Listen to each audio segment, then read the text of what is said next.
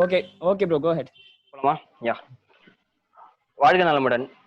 இந்த corona பேண்டமிக்கோட quarantine பீரியட பிரயோஜனமா பயன்படுத்திக்கிற மாதிரி புதுசா ஒரு விஷயத்த இந்த நவீன கருத்தரங்கு மூலியமா நம்ம தெரிஞ்சுக்கிறோம். ஸோ இந்த எதிரொலி யூடியூப் சேனல் சமூகத்துல நடக்கிற அநீதிகளை எதிர்த்து கருத்தியல் ரீதியான சிந்தனைகளையும் சித்தாந்தங்களையும் முன் வச்சுட்டு இருக்கோம். எதிரோடைய அடுத்த நகர்வுக்கு இந்த நவீன கருத்தரங்கம் யூஸ்ஃபுல்லா இருக்கும்னு கண்டிப்பா எதிர்பார்க்கிறோம். Let's get into the programme. First of all, I welcome those who expresses their respect by responding to our invite for this program. I welcome one and all present here, the chief guest, Mr. Christopher Tilak, the conference organizers, in my team, my YouTube friends, and other viewers. ஐரோப்பிய அறிவொளி இயக்கமும் இந்திய சமூக நீதி அமைப்புகளும் ஒரு European enlightenment and social justice movements in India அப்படின்ற தலைப்புல லாஸ்ட் ஒரு ரெண்டு வாரமா பார்த்துட்டு இருந்தோம். ஸோ அதோட தொடர்ச்சியா இன்னும் கொஞ்சம் உள்ள இன்டெப்தா போய் இந்த வாரம் பார்க்க இருக்கோம். ஸோ இதை பத்தின லெக்சர் கொடுக்கறதுக்கு மிஸ்டர் கிறிஸ்டோபர் திலக் இருக்காரு. ஸோ வில் சி அவருடைய இந்த லெக்சர் வந்து ஒரு 45 மினிட்ஸ் இருக்கும். ஸோ இந்த ஸ்பீச்சுக்கு அப்புறம் ஒரு இன்டராக்டிவ் செஷன் இருக்கும். Will discuss our queries and doubts there. Okay brother, நன்றிகள். ஸ்டார்ட் பண்ணலாம். ஓகே, வணக்கம். மீண்டும் உங்கள் அனைவரையும் இந்த எதிரொலியினுடைய செஷன்ல வந்து சந்திக்கிறதுக்கு மிகவும் மகிழ்ச்சி. இன்னைக்கு வந்து செஷன் நம்பர் 3. இப்ப அஸ்லாம் அந்த ஸ்லைடு ஷேர் பண்றது வந்து டிசேபிள் ஆயிருக்கு எனக்கு. அதை நீங்க ஷேர் பண்ணுங்க. Hello Vladimir brother. Hello. Sir slide share பண்ணுமே. ஒரே நிமிஷம்.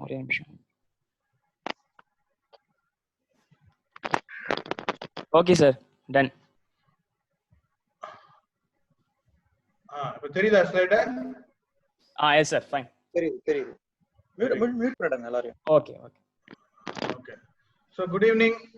It's great to once again meet all of you in the session 3, in the third session on the topic of European enlightenment and social justice in India. அதாவது ஐரோப்பாவின் அறிவொளி இயக்கமும் இந்தியாவில் சமூக நீதியும் என்ற தலைப்பில் மூன்றாவது இந்த செஷன்ல மீண்டும் உங்களை சந்திப்பதிலே மிகவும் மகிழ்ச்சி.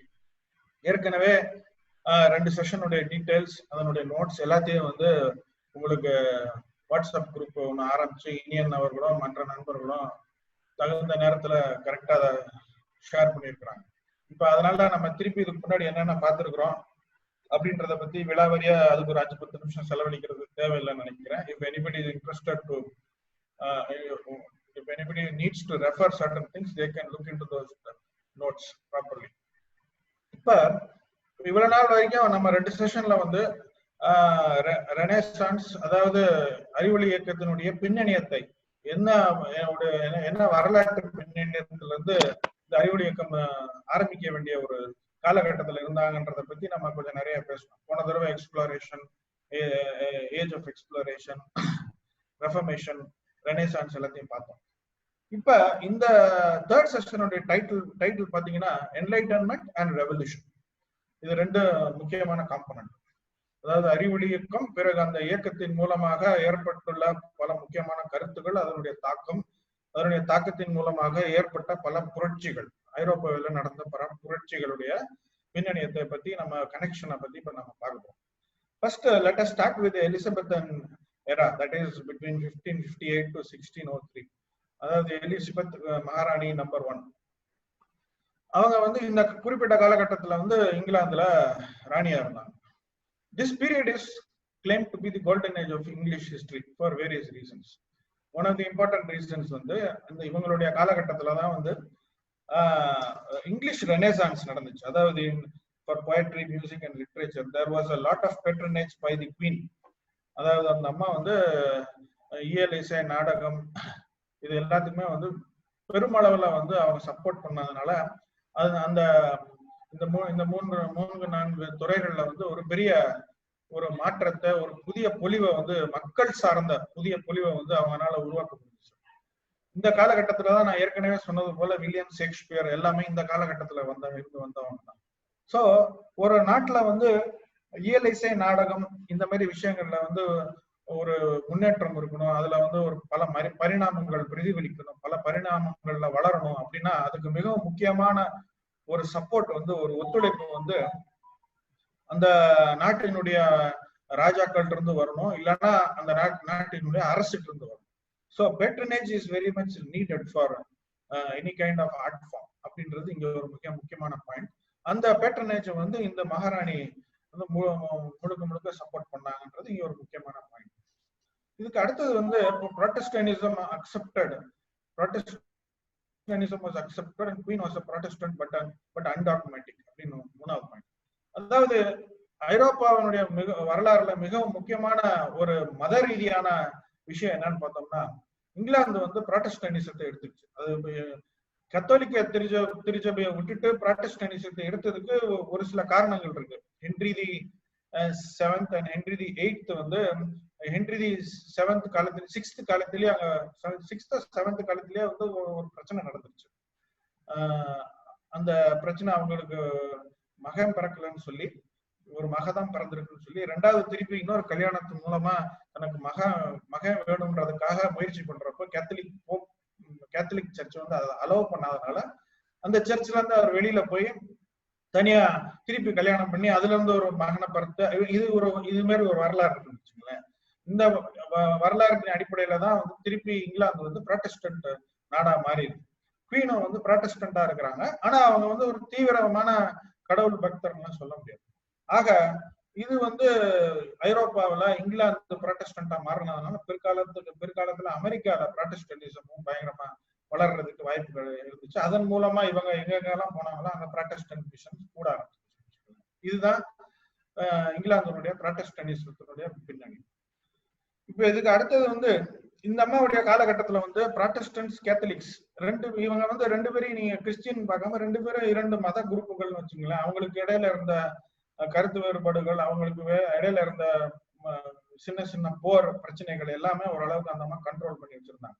அதே போல பாராளுமன்றத்துக்கும் அங்க இருந்த அவங்களுடைய மகாராணியுடைய அவங்களுடைய ஆட்சிக்கும் இடையில இருந்த வேறுபாடுகளையும் அந்த அம்மா மினிமமா வச்சிருந்தாங்க வச்சுங்களேன்.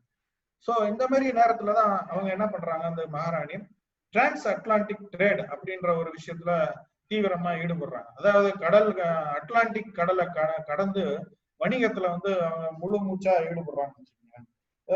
டிரான்ஸ் அட்லாண்டிக் கடலை தாண்டி அங்கிட்டு போனா என்ன இருக்கு, வெஸ்ட் இண்டீஸ் அப்புறம் நார்த் அமெரிக்கா இருக்கு. ஏற்கனவே நான் சொன்னது போல ஜான் கோபோட் மூலமா நியூ ஃபவுண்ட்லாண்டுக்கு ஏற்கனவே அவங்க வந்து கிட்டத்தட்ட 70-80 வருஷத்துக்கு முன்னாடியே அவங்க டிராவல் பண்ணி அது வழியா ஒரு சி ரூட் கண்டுபிடிச்சு ஒரு ட்ரேடிங் ரூட் கண்டுபிடிச்சிருக்காங்க. அந்த ரூட் மூலமா வந்து திருப்பி அவங்க வந்து முழு மூச்சா ட்ரேட்ல ஈடுபடணும்ன்றது அவங்களுடைய நோக்கம். ஸோ இந்த காலகட்டத்துல இந்த அம்மாவுடைய காலகட்டத்துல வந்து நேவல் டெக்னாலஜி வந்து இங்கிலாந்துல அதிகமா வளர்ந்துருச்சு. அதன் மூலமா ஒரு ஸ்ட்ராங் நேவி, ஒரு வலுவான கடற்படை வந்து அந்த அம்மா தயாரிச்சு அந்த ஏரியால தங்களுடைய பாதுகாப்பு மற்றும் வெவ்வேறு ஆக்டிவிட்டிஸ்ல அவங்க ஈடுபட்டு இருந்திருக்காங்க. இந்த காலகட்டத்துல குவீன் வந்து என்ன பண்றாங்க, ஈஸ்ட் இந்தியா கம்பெனின்ற ஒரு கம்பெனியை வந்து எஸ்டாப்ளிஷ் பண்ண என்கரேஜ் பண்ணி அந்த கம்பெனியை வந்து சார்ட்டர் பண்றாங்க ட்ரேடிங்க்கு. On behalf of the English queen, this East India Company has been chartered to establish trading posts across North Atlantic. Atlantic கடல்ல வணிகம் பண்றதுக்கு சார்ட்டர் பண்றாங்க. அப்ப ஈஸ்ட் இந்தியா கம்பெனியுடைய வரலாறு நீங்க பாத்தீங்கன்னா 1600ல அவங்க ஸ்டார்ட் பண்றாங்க வச்சுங்களேன். 1600ல ஸ்டார்ட் பண்ண பிறகு 1608ல வந்து ஈஸ்ட் இந்தியா கம்பெனி இந்தியாவுக்கு வந்துருது. இந்தியாவுக்கு எங்க வராங்க, சூரத்துக்கு ஃபர்ஸ்ட் வந்து இறங்குறாங்க. சென்னைக்கு 1639ல வந்துடுறாங்க.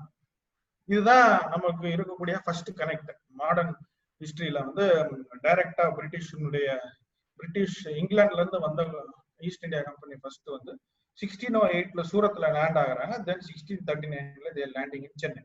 This is one of the key important historical fact which you should keep in mind whenever you analyze the various states like Gujarat, Maharashtra, Tamil Nadu, Kerala, Karnataka. You should try to connect all these historical facts with the various development indicators so that you can understand what are the various influences and how these indicators are reflecting the historical legacy அப்படின்றத connect பண்ண தெரியணும்.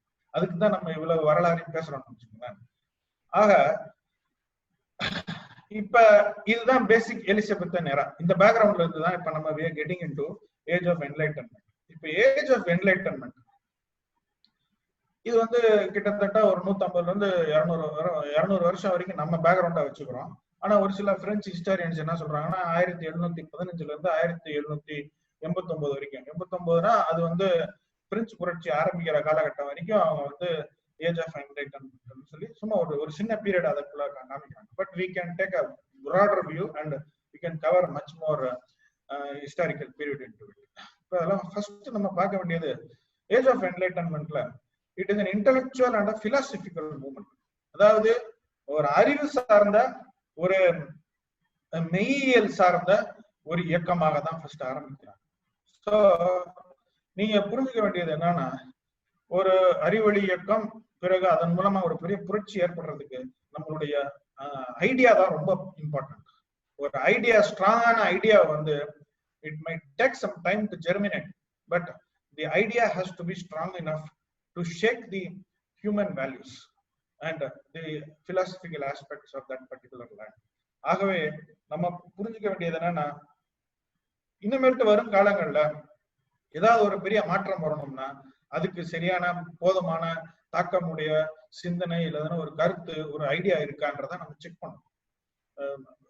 Weightage இல்லாத ஒரு idea வச்சுக்கிட்டு நம்ம ஒரு புரட்சி ஏற்பட்டுரும் அப்படின்னு சொல்லி நம்ம எல்லாம் இந்தியால எதிர்பார்த்துக்கிட்டு இருக்கோம். நிறைய பேர் எதிர்பார்த்துட்டு இருக்காங்க, ஒரு மாற்றம் வந்துடாதா, இது நடந்துராதா, அது நடந்துராதான்னா அதுக்கு what is the idea behind it? அப்ப do we have a proper idea, do we have a solid idea for a change அப்படின்றத நம்ம யோசிக்கக்கூடிய, நீங்க எல்லாரும் யோசிக்கக்கூடிய திங்கர்ஸா இருந்தீங்கன்னா you have to think about. So that is the first point. இப்ப ரெண்டாவது பாயிண்ட் வந்து age of enlightenment is also called the age of reason.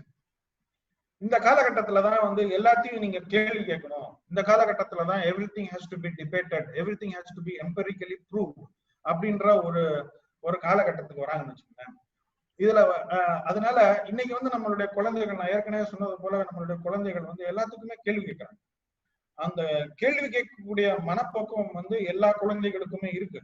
ஆனா நம்ம சமுதாயத்துல வந்து இந்த கேள்வி ஏன்டா நீங்க இப்ப கேட்டுக்கிட்டு இருக்கிறது, ஏன் கேள்வி கேட்கிற, வாய மூட மாட்டியா அப்படின்னு சொல்லி நம்ம அதை அடக்கிறதுனால ஒரு குறிப்பிட்ட காலகட்டத்துக்கு பிறகு கேள்வி கேட்கிற அந்த இயற்கையான ஒரு சுபாவத்தை வந்து நம்ம விட்டுறோம். இதேதான் அந்த காலகட்டத்திலயும் நடந்திருக்கு. கேள்வி யார் கேட்டாலும் உடனடியா அவர்களுடைய வாயை அடைப்பதற்கு என்னென்னலாம் பண்ணணுமோ அதை வந்து அன்னைக்கு இருந்த பிரபுத்துவமும் சரி, அன்னைக்கு இருந்த சர்ச்சும் அதை பண்ணிருக்கு. அதனாலதான் வந்து ஃப்ரீடம் ஆஃப் ஸ்பீச் அப்படின்ற ஒரு கான்செப்டை பத்தி பேச வேண்டிய தேவை ஏற்பட்டு. So age of reasoning is connected to freedom of speech.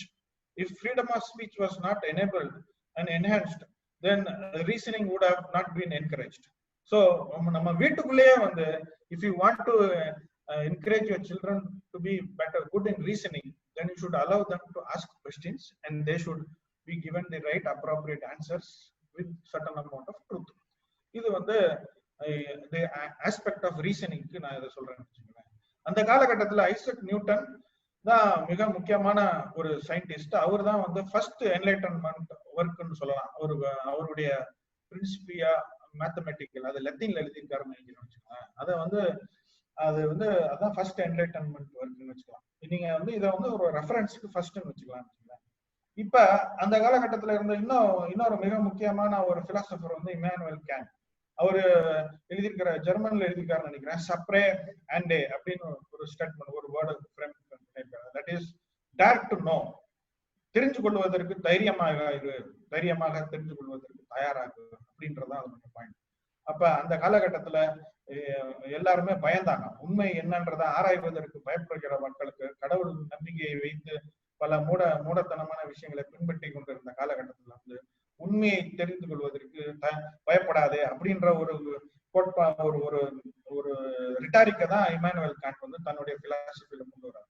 இந்த காலகட்டத்துலதான் வந்து மொனார்கி அண்ட் சர்ச் வந்து காட் ரியலி அண்டர்மைண்ட். இது வந்து ஒரு பெரிய ஒரு அடி. அதாவது பிரபுத்துவத்துக்கும் அந்த காலகட்டத்துல இருந்த கத்தோலிக்க சர்ச்சுக்கும், எஸ்டாப்ளிஷ்ட் கத்தோலிக்க சர்ச்சுக்கும் இது ஒரு பெரிய அடி. பிறகு separation of church from the state, அதாவது குடியரசுல இருந்து சர்ச், அதாவது மதத்தினுடைய ஈடுபாடு வந்து இருக்கக்கூடாதுன்னு சொல்லி ஒரு கான்செப்ட் இந்த காலகட்டத்துலதான் எமர்ஜ் ஆச்சு. That is called the secular concept. அதான் நம்மளுடைய கான்ஸ்டிடியூஷன்லயும் சோசியலிஸ்ட் செக்யூலர் ரிபப்ளிக்னு சொல்லி பிற்காலத்துல கொஞ்சம் நாள் கழிச்சு இந்திரா காந்தி காலகட்டத்தை அதை வந்து கான்ஸ்டிடியூஷனல் அமெண்ட்மெண்ட் இந்தியாவில நடந்துச்சு. இப்ப இந்த ஏஜ் ஆஃப் என்லைட்டன்மெண்ட்ல வந்து மிக முக்கியமா 3 பிரிவா நம்ம பிரிச்சுக்கலாம். பிலாசபி, சயின்ஸ் அண்ட் பாலிடிக்ஸ் அப்படின்ற 3 டாபிக்கை நம்ம பிரிச்சுக்கிட்டு இந்த காலகட்டத்துல இருந்து எமர்ஜ் ஆன மிக முக்கியமான கான்செப்ட்ஸ் என்ன, which have been taken up by various political documents of various countries. American declaration of independence, அதுக்கு அடுத்தது வந்து பிரான்ஸினுடைய கான்ஸ்டிடியூஷன், இது மாதிரி பல கான்ஸ்டிடியூஷன், அப்புறமேட்டு இந்த கான்ஸ்டிடியூஷன் எல்லாம் பார்த்து இந்தியா உடைய கான்ஸ்டிடியூஷன், இது எல்லாத்துக்குமே வந்து அந்த வேல்யூ சிஸ்டம், வேல்யூஸ் எங்க இருந்து எடுத்திருக்கிறாங்க, அந்த வேல்யூஸ் வந்து இந்த என்லைட்டன்மெண்ட் பீரியட்ல எப்பப்ப யாரு என்னென்ன வேல்யூஸை வந்து கொடுத்துருக்காங்கன்றத பத்தி இப்ப நம்ம வந்து 3 ஹெட்டிங்ல பிரிச்சு பார்க்க போறோம். ஃபர்ஸ்ட் வந்து பிலாசபி. பிலாசபில வந்து 2 விதமான approach, moderate enlightenment approach, radical enlightenment approach. Moderate enlightenment அப்ரோச்னா இப்ப ஜான் லோக், அப்புறம் டெஸ்கரட்டஸ், இந்த மாதிரி சில பிலாசபர்ஸ் என்ன பண்ணாங்க, ஒரு பக்கம் வந்து ரொம்ப ரேஷனலான தாட்டையும், இன்னொரு பக்கம் வந்து ட்ரெடிஷனலான மத ரீதியான சில நம்பிக்கைகளையும் அவங்க வந்து ஒண்ணுக்கு ஒண்ணு பக்கத்துல வச்சுக்கிட்டாங்க. பேலன்ஸ் பண்ணி ரெண்டையும், இது முற்றிலும் தவறானதுன்னு சொல்லி அதை புறக்கணிக்காம இது ரெண்டையும் பேலன்ஸ் பண்ணி அவங்க வந்து ஒண்ணுக்கு ஒண்ணு ஒரு பேலன்ஸ் பண்ணி கொண்டு போயிட்டு இருந்த ஒரு சில பிலாசபர்ஸ். இன்னொரு சிலர் வந்து ரேடிக்கல் என்லைட்டன்மெண்ட்ன்றவங்க வந்து டைரக்டா எம்பிரிக்கலா சயின்டிபிக்கா ப்ரூவ் பண்ண முடியாத எந்த ஒரு கான்செப்டையும் வந்து அவங்க ஏத்துக்கிறதுக்கு மறுத்துட்டாங்க. those people were called as radical enlightenment philosophers. இப்ப ஸ்பினோசா இவங்க எல்லாம் வந்து ரேடிக்கல் என்லைட்டன்மெண்ட் பிலாசபர்ஸ் நம்ம சொல்லிக்கலாம். இந்த 2 அப்ரோச்சினுடைய தாக்கமும் வெவ்வேறு நாடுகள்ல வெவ்வேறு காலகட்டத்துல வந்து வெவ்வேறு ப்ரொபோர்ஷன்ல இருக்கின்றத நம்ம வந்து ஃபர்ஸ்ட் நம்ம புரிஞ்சுக்க ட்ரை பண்ணணும். So there will always be a contradiction or a fight between these 2 approaches, between the traditional thought process and the modern enlightenment thought process. இதோட மிக்ஸ் தான் நம்மளுடைய வாழ்க்கையில, நம்மளுடைய வெவ்வேறு மாநிலங்கள்ல வெவ்வேறு மாவட்டங்கள்ல இருக்கலாம் கூட அந்த டிஃபரன்ஸ் இருக்கலாம். இப்ப அடுத்தது நீங்க பார்க்க வேண்டியது வந்து டெசக்ரட்டஸ் தான் ஒரு one of the rationalists who laid the foundation for this enlightenment philosophy. But the most important philosopher of enlightenment period was John Locke, who was the father of liberalism. He was also considered to be the philosopher for the American Revolution, which is based on American Revolution க்கு வந்து முக்கியமான இம்பார்ட்டன்டான aspect வந்து liberty.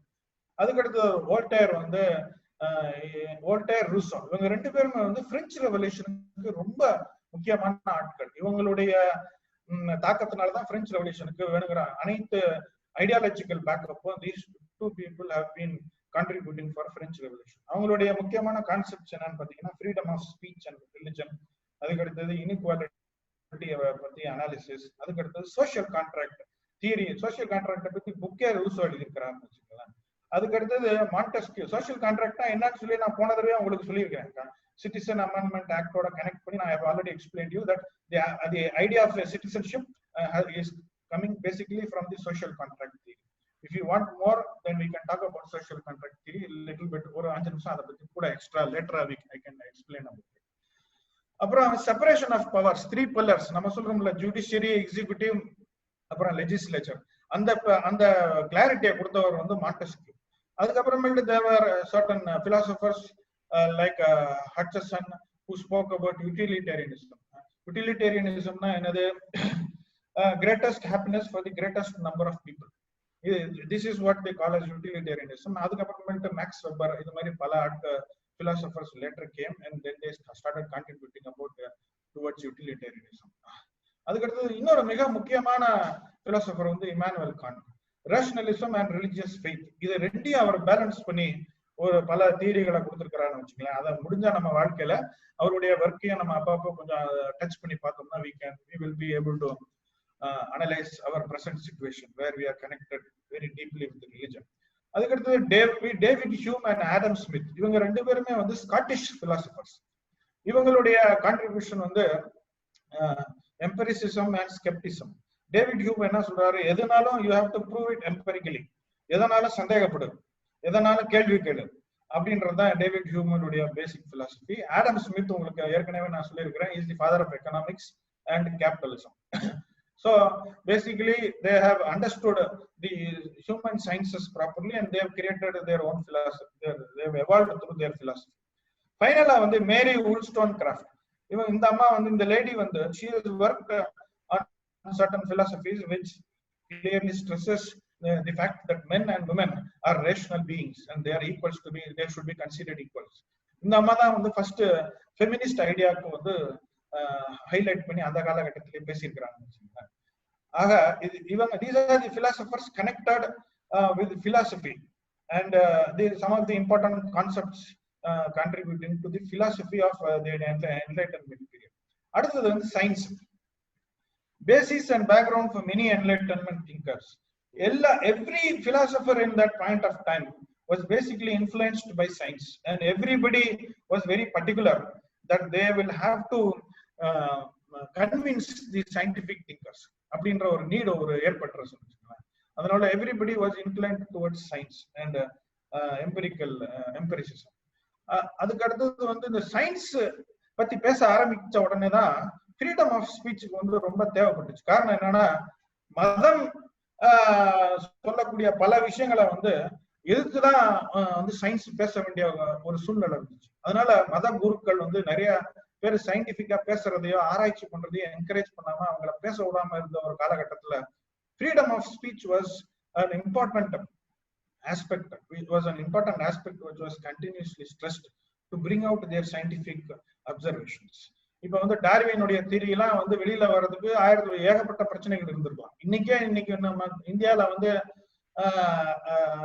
நம்ம வந்து புராணங்கள்ல rocket விட்டான்னு சொல்லி பல பேர் பேசுறாங்க.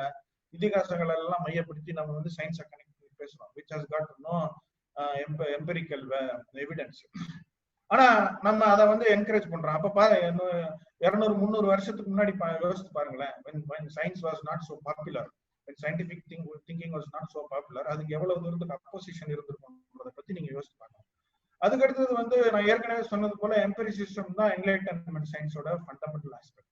இப்ப இதுல இன்னொரு மிக முக்கியமான பாயிண்ட் வந்து இந்த சயின்டிபிக் திங்கிங், இந்த சயின்ஸ் அப்படின்ற சப்ஜெக்ட வந்து மக்கள் மனசுல வந்து நிறைய மக்கள் மனசுலயும் குழந்தைகள் மனசுலயும் யங்ஸ்டர்ஸ் மனசுலயும் வந்து பதிய வைக்கிறதுக்காகவே என்சைக்ளோபீடியாவை வந்து கண்டுபிடிக்கிறாங்க. அதை பத்தி நம்ம பின்னாடி கூட பேசலாம். But encyclopedia was basically brought in to share the scientific knowledge which has been gained by the philosophers at that point of time. So இன்னைக்கு நம்ம வந்து என்சைக்ளோபீடியா இந்த வெப்ல வந்து என்சைக்ளோபீடியா பிரிட்டானிக்கா இந்த மாதிரி பல விக்கிபீடியா எல்லாமே வந்து இன்னைக்கு வெப்ல இருக்கு. இதனுடைய ஒரிஜினல் தாட் என்ன? to share the information. Once the information is shared, then the scientific temper is being created across the population. அப்ப நீங்க வந்து இந்த என்லைட்டன்மெண்ட்னாவே என்ன? மக்களை வந்து விழிப்பு ஒரு அவர்களுடைய மூடத்தனமான சிந்தனைகள் இருந்து அவர்களை வந்து ஒளியை நோக்கி கொண்டு வர்றதுதான் அறிவொளி இயக்கத்தினுடைய அடிப்படை நோக்கம். அப்ப you should be able to have the character of sharing the information, sharing the knowledge. அந்த அடிப்படை கேரக்டர் உங்ககிட்ட இல்லைன்னா then you cannot be part of an enlightenment movement. ஆகவே sharing of knowledge, sharing of information, sharing of the scientific innovations, that has been the most important character of enlightenment. ஆனா நம்மளுடைய நாடு இன்னும் பல முக்கியமான நாடுகள் பழம்பெரும் நாடுகள்ல பாத்தீங்கன்னா இந்த ஷேரிங் ஆஃப் நாலேஜே இருக்காது. ஒரு சில நாலேஜ் தெரிஞ்சுச்சுன்னா ஒரு சிலர் மட்டும் தான் வச்சுக்குவாங்க, ஒரு சில கம்யூனிட்டி மட்டும் தான் வச்சுக்குவாங்க, ஒரு சில ஆண்கள் மட்டுமே வச்சுக்குவாங்கன்னு வச்சுக்கலாம். இந்த மாதிரி கூட்டம் மட்டும் வச்சுக்கிட்டு அந்த நாலேஜை வச்சு they will operate this system because they don't want to share the information. So encyclopedia was a very important what do you call a work done in those times to primarily share the essence of science. அதுக்கு அடுத்தது வந்து scientific societies and academics separated from universities.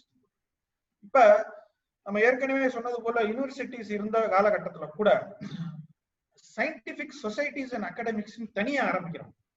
இது வந்து இன்னைக்கும் இந்தியாலயும் சரி பல நாடுகள்லயும் இந்த இந்த சிஸ்டத்தை ஃபாலோ பண்றாங்க. ஏன்னா யூனிவர்சிட்டிஸ்ல வந்து basically they came to a point that universities were meant for transmission of knowledge. ஏன்னா it became too institutionalized. ரொம்ப இன்ஸ்டிடியூஷனலைஸ்ட் ஆன பிறகு அங்க வந்து கிரியேட்டிவிட்டிக்கு, அங்க வந்து புது இனோவேஷனுக்கு, புது அவுட் ஆஃப் தி பாக்ஸ் திங்கிங்க்கு வந்து இடம் இல்லைன்னு தெரிஞ்ச உடனே these scientific thinkers வந்து என்ன செஞ்சுட்டாங்க, சயின்டிஸ்ட் என்ன பண்ணிட்டாங்க, they started separate societies which was being patronized by the state. So இந்த மாடலால நேரு இந்தியாவுக்கு கொண்டு வந்து இங்க வந்து council of historical research, council of scientific research, council of atomic research, council of medical health, இந்த மாதிரி பல கவுன்சில்களை உருவாக்கி டைரக்டா கவர்மெண்டோடைய தேவைக்கு ஏற்ற மாதிரி ரிசர்ச்சை வந்து டக்குன்னு சொல்லி பிளெக்சிபிளா மாத்திக்கிறதுக்கு, பிளெக்சிபிளா அதுக்கு பட்ஜெட் பிக்ஸ் பண்ணிக்கிறதுக்கு, டார்கெட் பிக்ஸ் பண்ணிக்கிறதுக்கு, கோல்ஸ், எய்ம்ஸ், மிஷன்ஸ் எல்லாம் பிக்ஸ் பண்ணிக்கிறதுக்கு societies became a new trend which were not part of the university, but it was directly dealt by the royal house of London. இப்ப ஆகவே இந்த மாடலை இங்க நேரு பயன்படுத்தி இருக்கிறான்றதையும் நம்ம யோசிக்க வேண்டிய ஒரு முக்கியமான பாயிண்ட். 1700 இருந்து 1789 இடையில வந்து கிட்டத்தட்ட 70 சயின்டிபிக் சொசைட்டிஸ் உருவாயிருக்கு. So it is named as the age of academics. ஆக இதுக்கு அடுத்தது வந்து சோசியாலஜி, எக்கனாமிக்ஸ் அண்ட் லா, இந்த 3 ஃபீல்டுலயும் சயின்ஸுக்கு இடையிலேயே நிறைய டெவலப்மெண்ட்ஸ் எல்லாம் நடந்திருக்குன்னு வச்சுக்கோங்களேன். அதுல வந்து டேவிட் ஹியூம் வந்து science of man, Adam Ferguson 4 stages of man அப்படின்ற ஒரு மனிதனையே வந்து 4 ஒரு சயின்ஸ் பேஸ் பண்ணி மனிதனுடைய ப்ராக்ரஸ் அனலைஸ் பண்ணியிருக்காங்க. அது கீழே நான் மென்ஷன் பண்ணியிருக்கிறேன். அதாவது ஃபர்ஸ்ட் ஸ்டேஜ் வந்து when they were hunting for food, second stage வந்து they were pastoral men, third வந்து they were into agriculture, and the fourth stage was they entered into commerce. இப்ப எப்படி ஒரு வேட்டையாடக்கூடிய மனிதனாக இருந்து பிறகு ஆடு மாடுகளை மேய்த்து கொண்டு அது மூலமா அதுல வாழ்ந்துகிட்டு இருந்த அந்த சூழ்நிலையில வாழ்ந்துட்டு இருந்த ஒரு மனிதன், பிறகு ஒரு இடத்தை பிடிச்சு அதை விவசாயம் பண்ணி அதுல இருந்து வாழ்ந்துட்டு இருந்த மனிதன், பிறகு வணிகம் பண்ண ஆரம்பிச்ச மனிதன், இந்த மாதிரி 4 ஸ்டேஜஸ் வளர்ந்துருக்கிறாங்க அப்படின்றத பிரிச்சு பார்த்து அதனுடைய டெவலப்மெண்ட்ஸ் ஆராய்ஞ்சு அதுல இருந்து நிறைய விஷயங்களை சயின்ஸ் ரீதியா புரிஞ்சுக்கிட்டவர் வந்து ஆடம் ஃபெர்குசன். இவங்க எல்லாம் வந்து David Hume, Adam Ferguson, Adam Smith, இவங்க எல்லாம் basically from Scotland. Adam Smith நான் ஏற்கனவே சொன்னது போல,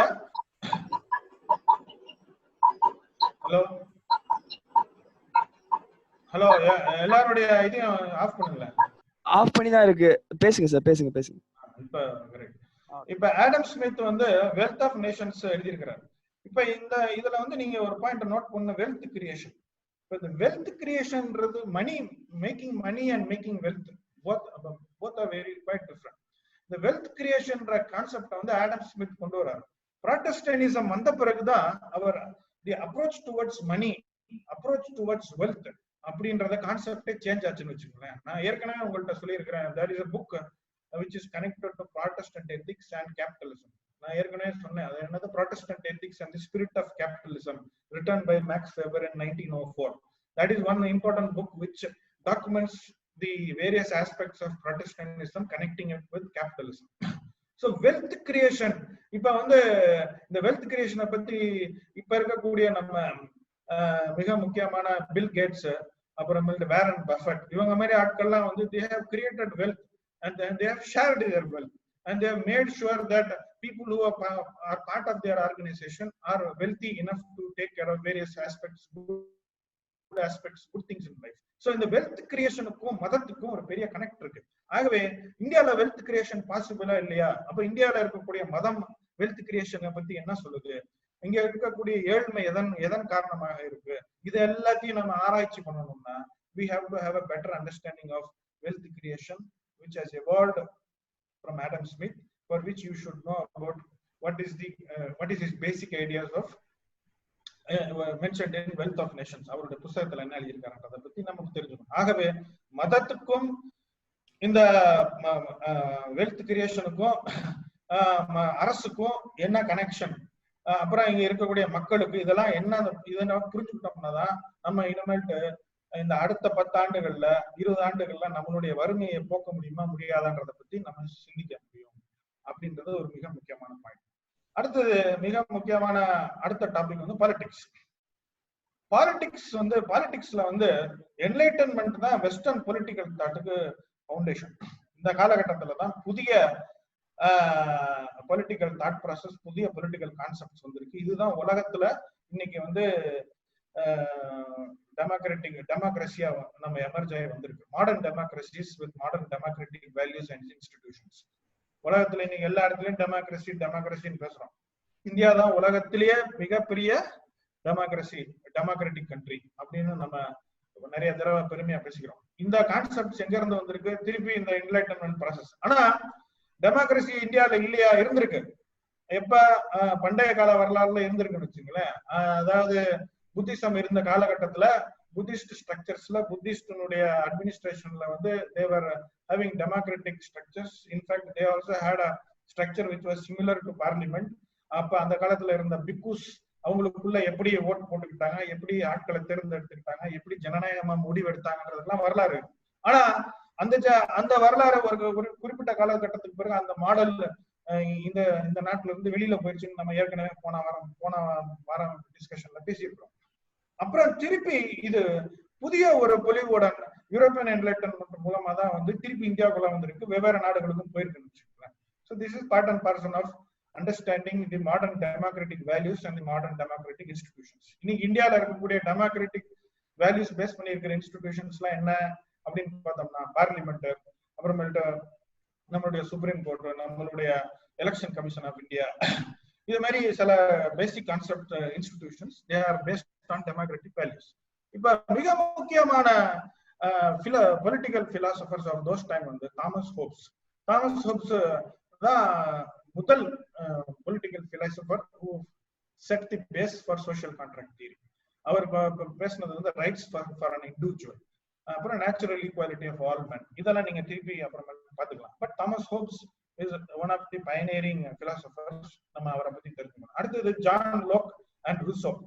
ஜான் லோக் வந்து இங்கிலீஷ்மேன், ரூசோ வந்து பிரெஞ்ச்மேன். இவங்க ரெண்டு பேருமே வந்து they were followers of Thomas Hobbes, so they spoke on the same lines of Thomas Hobbes with regard to social contract theory. இப்ப இதுல அவங்க பேசுறது வந்து consent of govern to live in a civil society. நான் வந்து ஒரு நாட்டுல என்னுடைய சில தனி உரிமைகளை விட்டு கொடுத்து ஒரு பொதுவான ஒரு செக்யூரிட்டி, ஒரு பாதுகாப்புக்காக நான் இந்த நாட்டுல நான் இந்த ஸ்டேட்டுக்கு இடையில வாழ விருப்பப்படுகிறேன்னு சொல்லி நான் விருப்பப்பட்டு எழுதி கொடுத்து ஒரு கான்ட்ராக்ட் குள்ள போறதுக்கு பேர் தான் contract theory, social contract theory அப்படின்றதா இந்த ரெண்டு பிலாசபர்ஸ்னுடைய அடிப்படை கான்செப்ட். அதனால லோக்குடைய கான்செப்ட்ல natural man had natural rights. Rousseau என்ன சொல்றாரு? சிவில் மேன் அப்படின்ற ஒரு கான்செப்ட் வந்துட்டா, ஒரு சொசைட்டிக்குள்ள ஒரு சிவில் மேனை வந்துட்டா, that civil man will always be correct. அதனால லோக் வந்து என்ன சொல்லுவாருன்னா, எல்லா மனிதனையும் நம்ம வந்து முதல்ல எடுத்த உடனே அவர்கள் வந்து நல்லவர்கள் அப்படின்ற ஆஸ்பெக்ட்ல பார்க்கணும், இன்னசென்டா தான் பார்க்கணும். ரூசோ என்ன சொல்றாரு? ஒரு சிவிலைஸ்ட் சொசைட்டிக்குள்ள எல்லாருமே கரெக்டா இருப்பான், ஃபர்ஸ்ட் அவனை வந்து நம்ம எடுத்த உடனே சந்தேகப்படணும் அப்படின்னு சொல்லி லோக்குக்கும் ரூசோக்கும் இடையிலேயே பிலாசபிக்கலா கொஞ்சம் டிஃபரன்ஸ் ஆஃப் ஒப்பீனியன் இதுல இருந்திருக்கு. அதை வந்து நீங்க வேணும்னா you can once you can get into it and you can look deeper into it. இப்ப லிபரலிசம், இதை லோக் கொண்டு வந்திருக்கிற மிக முக்கியமான ஃபாதர் ஆஃப் லிபரலிசம் நம்ம ஏற்கனவே சொல்லியிருக்கிறோம். லிபரலிசம்னா என்ன? Life, liberty and property. இதுக்கு மூணுக்கும் right to life, right for liberty and right to property. This is the basic fundamental definition of liberalism. இதை பேஸ் பண்ணி தான் எல்லாமே, அதுல இருந்து தான் லிபர்ட்டி, அதுக்கடுத்து ஈக்குவாலிட்டி, அப்புறம் ஃப்ரெட்டர்னிட்டி, இது மூணு எல்லாமே அதுல இருந்து தான் டெவலப் ஆயிருக்குன்னு வச்சுக்கலாம். இந்த லிபரலிசம் தான் has been the inspiration for American and French Revolution. ஒரு புரட்சிக்கு அடிப்படை கருத்து, அடிப்படை தத்துவத்தை எங்க இருந்து எடுத்திருக்கிறாங்க? இந்த தாட் தான் வந்து கிட்டத்தட்ட 100 வருஷம் 150 வருஷமா அந்த வெவ்வேறு ரூபத்துல வந்து பல சந்ததிகளை வந்து இன்ஃபுளுன்ஸ் பண்ணதுனால வந்ததுதான் அமெரிக்க புரட்சி, அப்புறம் பிரெஞ்சு புரட்சி. ஆக இது வந்து அவங்களுடைய அமெரிக்கனுடைய கான்ஸ்டிடியூஷன்ல எல்லா இடத்துலயுமே வந்து ரிஃப்ளெக்ட் ஆயிருக்குன்னு வச்சுக்கோங்க. இந்த ஜான் லோக்கு, ரூசோ அதே போல ஸ்லேவரியை ரொம்ப எதிர்த்து பேசினாங்க. அவங்க ரெண்டு பேரும் என்ன சொன்னாங்க? ஸ்லேவரி வந்து நம்ம மதத்துக்கு விரோதமானது. அந்த காலகட்டத்துல ஸ்பெயின், போர்ச்சுகல், இட்டலி, இங்கிலாந்து எல்லாருமே வந்து ஸ்லேவரிய ஒரு முக்கியமான ஒரு ஆயுதமா பயன்படுத்தி கற்பர்களை வந்து ஆப்பிரிக்க கற்பர்களை வந்து வெவ்வேறு இடங்களுக்கு நாடு கடத்திட்டு போய் வேலை வாங்கிக்கிட்டு இருந்தாங்கன்னு வச்சுக்கோங்களேன். இதை வந்து மத ரீதியாகவும் சரி, அறிவொளி இயக்கத்தினுடைய கொள்கை ரீதியாகவும் அவங்க வந்து தீவிரமா எதிர்த்தாங்க. என்ன சொல்ல போனா ஜான் லாக் வந்து இங்க கடவுளையும் பயன்படுத்தி கடவுளுடைய கண்கள்ல வந்து அது ஒரு பெரிய பாவம், ஒரு பெரிய கிரைம்னு அவர் சொல்றாருன்னு வச்சுக்கோங்களேன். இந்த பாயிண்ட வந்து ஸ்லேவரிக்கு அகைன்ஸ்டா ஜான் லாக் ரொம்ப ஸ்ட்ராங்கா ரெஜிஸ்டர் பண்ணியிருக்கிறார். இது வந்து மாரலி ராங், ஸ்லேவரி வந்து morally wrong, economically inefficient and politically unwise அப்படின்னு சொல்லி அவர் தெளிவா சொல்லியிருக்காரு. இதே பாயிண்ட இந்தியாவுக்கு நீங்க ஃபிட் பண்ணி பார்க்கலாம். ஜாதி வந்து கடவுளுடைய கண்கள்ல பாவம் அப்படின்னு சொல்லி இந்தியாவிலயும் வந்து மிஷினரிகள், ப்ராட்டஸ்டன்ட் மிஷினரி தான் இங்க வந்து தமிழ்நாட்டுல தரங்கம்பாடியில இறங்கின ஆட்கள் தான் வந்து ஃபர்ஸ்ட் சொல்லியிருக்கிறாங்கன்றதையும் நம்ம கனெக்ட் பண்ணி பார்க்கணும். அப்ப கத்தோலிக்க திருச்சபையில இருக்கிறவங்க ஸ்லேவரியை பத்தி பேசல ஐரோப்பால. திருப்பி ப்ராட்டஸ்டன்ட் பேக்ரவுண்ட்ல இருந்தும் இந்த செக்யூலர் பேக்ரவுண்ட்ல இருந்து வந்திருக்கக்கூடிய இந்த பொலிட்டிக்கல் பிலாசபர்ஸ் தான் ஸ்லேவரியை பத்தி பேசியிருக்காங்க. அதே போலதான் இந்தியாவிலையும் ஜாதியை பத்தி முதல்ல அது வந்து கடவுளுடைய கண்கள்ல பாவம்னு சொல்லி சொன்ன ஆட்கள் யாரு அப்படின்ற வரலாறு எல்லாம் நம்ம மாடர்ன் டைம்ஸ்ல புத்தர் ஏற்கனவே அதை பத்தி ரைஸ் பண்ணியிருக்கிறார். பட் அதுக்கு பிறகு திருப்பி மாடர்ன் டைம்ஸ்ல அதை தீவிரமா கேள்விகள் எழுப்புனது யாருன்றத பத்தி அந்த வரலாறை நம்ம புரிஞ்சுக்கணும். இதெல்லாம் எங்க இருந்து இந்த தாக்கங்கள் ஏற்படுதுன்றதுக்காக நான் சொல்ல வரேன். அடுத்து மிக முக்கியமான பிலாசபர்ஸ் வந்து David Hume and Adam Ferguson. David Hume and Adam Ferguson ரெண்டு பேருமே வந்து basically as I have already told you they are from Scotland. அவங்க வந்து இந்த லோக்குடையும் ஜான் லோக்கும் அவர் ரூசோவுடைய கான்செப்ட் ஆஃப் சோசியல் கான்ட்ராக்ட வந்து அவங்க விமர்சனம் பண்ணாங்க. அவங்க என்ன சொன்னாங்க, ஒரு தனி மனிதன் வந்து அவனுடைய சாவரினிட்டியை பேஸ் பண்ணி ஒரு கான்ட்ராக்டுக்குள்ள எல்லாம் என்டர் பண்ண முடியாது. ஒரு ஸ்டேட் வந்து எடுக்கக்கூடிய மிக முக்கியமான பொலிட்டிக்கல் டெசிஷன்ஸ்லதான் வந்து ஒரு தனி மனிதன் தன்னை அகாமடேட் பண்ணிக்கக்கூடிய சூழ்நிலையில தான் நம்ம இருக்கிறோம். ஸோ வந்து நம்ம வந்து we cannot glorify the concept of John Locke and Rousseau's idea of social contract because the individual actually doesn't have the sovereignty as claimed by those two people. தான் ஹியூமோடைய ஃபெர்குசனுடைய வாதம் வச்சுங்களேன். அதனால ஒரு ஒரு ஒரு ஹேபிச்சுவல் அத்தாரிட்டி கிட்ட தான் we will always be as subjects அப்படின்றது தான் அவருடைய பாயிண்ட். ஸோ அவரும் வந்து இந்த இடத்துல நம்ம திருப்பி அவர் என்ன சொல்றாரு, எப்படி நம்ம வந்து ஹண்டிங்ல இருந்து பேஸ்டோரலுக்கு மாறி, பேஸ்டோரல்ல இருந்து அக்ரிகல்ச்சருக்கு மாறி, அக்ரிகல்ச்சர் இருந்து காமர்ஸ்க்கு வரணும், அதே போல மனிதர்கள் வந்து அடுத்த ஸ்டேஜுக்கு போயிடுவாங்க. கான்ட்ராக்ட் தியரியை பேஸ் பண்ணி தான் நம்ம அடுத்த ஸ்டேஜுக்கு போகணுன்றது ஒரு கட்டாய சூழ்நிலை இருக்கிற மாதிரி எனக்கு தெரியலன்னு சொல்லி ஆடம் ஃபெர்குசன் வாதாடினார். சோ சோசியல் கான்ட்ராக்ட் தியரி தேவையா இல்லையான்ற ஒரு வாதம் அந்த காலகட்டத்துல நடந்துகிட்டு இருந்ததுனால இதெல்லாம் நான் உங்களுக்கு இந்த பேக்ரவுண்ட் வாதம் நடந்திருக்குன்னு சொல்லி நான் உங்கள்கிட்ட இதெல்லாம் எக்ஸ்பிளைன் பண்றேன்னு வச்சுக்கோங்களேன். அடுத்தது வந்து வோல்டேர்ஸ் என்லைட்டன்மெண்ட் அப்சல்யூட்டிசம். இப்ப வோல்டேர் சொன்ன ஒரு பெரிய பாயிண்ட் என்னன்னா, நம்ம எதிர்பார்க்கக்கூடிய அளவுக்கு ஜனநாயகம் வந்து இன்னும் நம்மளை சுத்தி நடக்கிற மாதிரி தெரியல. அதனால நம்ம வந்து ஜனநாயகத்தை ரொம்ப குளோரிஃபை பண்றதுக்கு பதிலா நம்ம வந்து நம்மகிட்ட இருக்கக்கூடிய பிரபுக்கள்கிட்ட வந்து அறிவொளி இயக்கத்தை கொண்டு போனோம்னா அந்த பிரபுக்கள் வந்து பிரபுக்களாவும் இருப்பாங்க, பெரிய பிலாசபரா இருப்பாங்க. ஸோ அந்த கான்செப்டுக்கு பேர் தான் philosopher king concept. They were also called as enlightenment despots. அதாவது அவர்கள் பிரபுக்களாகவும் இருப்பார்கள், ஆனா மெய்ஞானம் அடைந்த பிரபுக்களாக இருப்பார்கள் அப்படின்றதுதான் வோல்டேரோட கான்செப்ட். இத வந்து நீங்க அம்பேத்கர் கூட அவருடைய ஃபைனல் டிராஃப்ட் ஆஃப் கான்ஸ்டிடியூஷனை வந்து பார்லிமெண்ட்ல பிரசன்ட் பண்ண பிறகு பொலிட்டிக்கல் டெமோக்ரஸி மட்டும் இருந்தா போதாது, இதுக்கு சப்போர்ட் பண்றதுக்கு social democracy and economic democracy ரெண்டுமே இருந்தாதான் this political democracy will have meaning அப்படின்றத வந்து அவரு சொல்றாரு. இவர் வந்து அதை டைரக்டா நெகட்டிவா பேசுறாரு. ஆனா அம்பேத்கர் வந்து டைரக்டா நெகட்டிவா பேசாம சோசியல் டெமோக்ரஸி இருந்துச்சுன்னாதான் பொலிட்டிக்கல் டெமோக்ரஸி வில் ஹேவ் மீனிங்ன்றத ரொம்ப அங்க வலுவா சொல்றாருன்னு வச்சுக்கோங்களேன். சோ அதை வந்து வெவ்வேறு ஆங்கிள் டெமோக்ரஸியை வந்து எப்படி நம்ம அன்ரீசனபிளா குளோரிஃபை பண்ணக்கூடாது அப்படின்றத புரிஞ்சுக்கிறதுக்கு தான் இப்ப நான் அந்த பாயிண்ட கனெக்ட் பண்ணி உங்கள்கிட்ட சொல்றேன்னு வச்சுக்கோங்க. அதே போல இதே பாயிண்ட வந்து இதே வோல்டேர் இந்த மாதிரி இதை பத்தி நெகட்டிவா பேசுன மாதிரி பெரியார் இங்க பேசிருக்கிறார். ஜனநாயக முறையில வந்து நம்ம வந்து திருப்பி ஆதிக்கம் செலுத்துகிறவர்கள் தான் ஜனநாயகத்தை கைப்பற்றிடுவாங்கன்ற ஆங்கிள் வந்து அவர் டெமோக்ரஸியை விமர்சனம் பண்ணியிருக்கிறாருன்னு வச்சுங்களேன். சோ வோல்டேருக்கு பெரியாருக்கு இடையில எல்லாம் இந்த மாதிரி கான்டாக்ட்ஸ் இருந்திருக்கு. ஆனா பெரியார் வோல்டேர்கிட்ட இருந்து அந்த தாட்டை எடுத்தாரான்றது எனக்கு தெரியல. அதை வந்து நம்ம லேட்டரா பார்ப்போம். அதுக்கு அடுத்தது இந்த என்லைட்டன்மெண்ட் மூலமா ஏற்பட்டிருக்கிற சொசைட்டிலையும் கல்ச்சர்லயும் ஏற்பட்டிருக்கிற மிக முக்கியமான தாக்கங்களை நீங்க பாருங்க. அதுதான் இன்னைக்கு நம்மளுடைய ரெகுலர் லைஃப்ல வந்து மிக முக்கியமான பாயிண்ட் வந்து பப்ளிக் ஸ்பியர். அதாவது primary element of culture of enlightenment public sphere. Public ஸ்பியர்னா என்னது? பப்ளிக் ஸ்பியர்னா பப்ளிக்னா பொது, ஸ்பியர்னா நம்மளை சுத்தி இருக்கக்கூடிய ஒரு ஒரு ஒரு இடம். பப்ளிக் பொது இடம் அப்படின்னு கூட நீங்க தமிழ்ல மொழியாக்கம் பண்ணிக்கலாம். ஆனா இந்த பொது இடம்னா என்னன்னா, பொதுவான விஷயங்களை அனைவருக்கும் பொதுவான விஷயங்களை வந்து பேசுவதற்கு பொது இடங்கள் தேவை.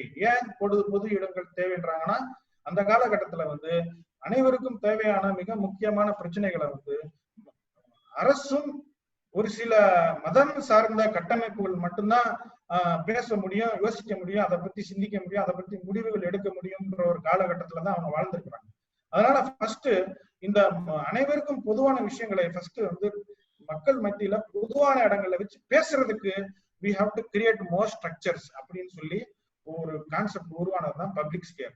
யூரோப்பியன் என்லைட்டன்மெண்ட்டுக்கு மிக முக்கியமான ஒரு ஒரு ஒரு இன்ஸ்ட்ருமெண்ட் வந்து பப்ளிக் ஸ்பியர். அதாவது பொதுமக்களிடம் அவர்களுடைய பிரச்சனையை பொது இடங்களில் வைத்து பேசும் பொழுதுதான் அதுக்கு சரியான விழிப்புணர்வு ஏற்படும்ன்றதுதான் அவங்களுடைய நோக்கம். இன்னைக்கு நம்மளுக்கு பொது இடங்கள்ல என்ன, டிவி சேனல்ல டிபேட்டு, சோசியல் மீடியால டிபேட்டு. ஆனா நம்மளுடைய காலேஜ் கல்லூரி வளாகங்கள்ல வந்து பொது விஷயங்களை பத்தி பேசுவதற்கு நம்மளுடைய கல்லூரி வளாகங்கள்ல வந்து சரியான ஒரு பெர்மிஷன் இல்லாதனாலதான் நம்ம கல்லூரி படிக்கிற காலங்கள்ல வந்து நம்மளுக்கு அரசியல் அறிவு, நம்மளுடைய அரசியல் சித்தாந்தங்கள் இதெல்லாம் வந்து ரொம்ப கம்மியா இருக்குன்னு வச்சுக்கோங்களேன். நான் எல்லாம் இன்ஜினியரிங் காலேஜ்ல படிச்சப்ப I did not have any political public sphere within the engineering premises to discuss about politics. So கிட்டத்தட்ட நான் பிஇ எம்பிஏ எல்லாம் முடிச்ச பிறகு கூட I was not having enough amount of awareness regarding the political scenario in this country and the political institutions in which I am day to day living. அதை வந்து நம்ம extra effort எடுத்து தான் தெரிஞ்சுக்க வேண்டிய சூழ்நிலையில இருக்கிறோம் வச்சுக்கோங்களேன். ஸோ அதுக்கடுத்து industrial revolution, economic and social change. During industrial revolution வந்து ஒரு பெரிய ஒரு மாற்றத்தை ஏற்படுத்திருச்சு. அது வந்து economic life, I mean economic change and social change ரெண்டையுமே புரட்டி போட்டுருச்சுன்னு வச்சுக்கலாம். அதை பத்தி நம்ம திருப்பி பேசுவோம். அதுக்கடுத்தது வந்து economic expansion, urbanisation, population, rice இன் பாப்புலேஷன், அப்புறமேட்டு rise in communication. இது எல்லாமே brought a lot of change in the society. Heterogeneous culture due to colonial experience. Cross culture influences between nobles. அதாவது வெவ்வேறு வர்க்கத்துல இருந்து மக்கள் வந்து உறவாடுவதுக்கெல்லாம் கொஞ்சம் கொஞ்சமா கல்ச்சரல் சேஞ்சஸ் ஏற்பட்டுருச்சுன்னு வச்சுக்கோங்களேன். ஆண் பெண் உறவாடுறதுக்கு, பெண்கள் பொது இடங்கள்ல வந்து பேசுவதற்கு இதுக்கு மேல வாய்ப்புகள் கூடுச்சு. பட் இருந்தாலும் பெண்கள் and lower class were excluded in these public spheres அப்படின்றது அந்த காலகட்டத்திலேயே இருந்திருக்கு. இதுக்கு அடுத்தது மிக முக்கியமான பாயிண்ட் வந்து டிசிமேஷன் ஆஃப் ஐடியாஸ். டிசிமேஷன் ஆஃப் ஐடியாஸ்னா எப்படி கருத்துக்கள் உலக அளவுல வந்து வெளியில போய் பரவி இருக்கு. அதுல நான் சில ஹெட்டிங்ஸ் அதுக்குள்ள இருக்கிற முக்கியமான பாயிண்ட்ஸ் போட்டிருக்கிறேன். ஆனா டைம் கன்ஸ்ட்ரெயின்ட் இருக்கிறதுனால நான் அதை அப்படியே லைட்டா டச் பண்ணிட்டு போறேன். இப்ப வந்து நீங்க ஃபர்ஸ்ட் புரிஞ்சுக்கணும், பிலாசபர்ஸ் அவங்களோட ஐடியாஸ் அவங்க வந்து சிட்டிஸ்ல அவங்க பேசியிருக்கிறாங்க. அதை வந்து எஜுகேட்டட் கிளாஸ்ல தான் அவங்க பேசியிருக்கிறாங்க. டைரக்டா மக்கள்கிட்ட போய் பிலாசபர்ஸ் எந்த பற்றி சொல்ல முடியாது. ஆகவே அந்த ஒரு நாட்டில் இருக்கக்கூடிய எஜுகேட்டட் கிளாஸ் எவ்வளவு தூரத்துக்கு உன்னதமான கருத்துக்களோடையும் உன்னதமான எண்ணங்களோடையும் இருக்கிறாங்களோ அந்த அளவுக்கு தான் அந்த நாட்டினுடைய வளம், அந்த நாட்டினுடைய பொருளாதாரம், அந்த நாட்டினுடைய அரசியல் சூழ்நிலைகள் இருக்கும். இருக்கக்கூடிய எஜுகேட்டட் கிளாஸே வந்து அணுகுமுறையோட பொருளாதார கொள்கையோட இருந்தாங்கன்னா அந்த நாட்டுல பிரச்சனைகள் வந்து வெகுஜன மக்களுக்கு பிரச்சனைகள் அதிகமா இருக்கும்ன்றத பாயிண்ட் நம்ம இங்க புரிஞ்சுக்கணும். So philosophers, ideas, urbanized cities and educated class. So educated class, how are you going to influence the educated class is really the important point. இந்தியாவில் நீங்க வந்து சில விஷயங்களை மாத்தணும்னு நினைச்சீங்கன்னா the first thing is that you have to know how to influence the educated class so that the entire thought process of the nation starts changing.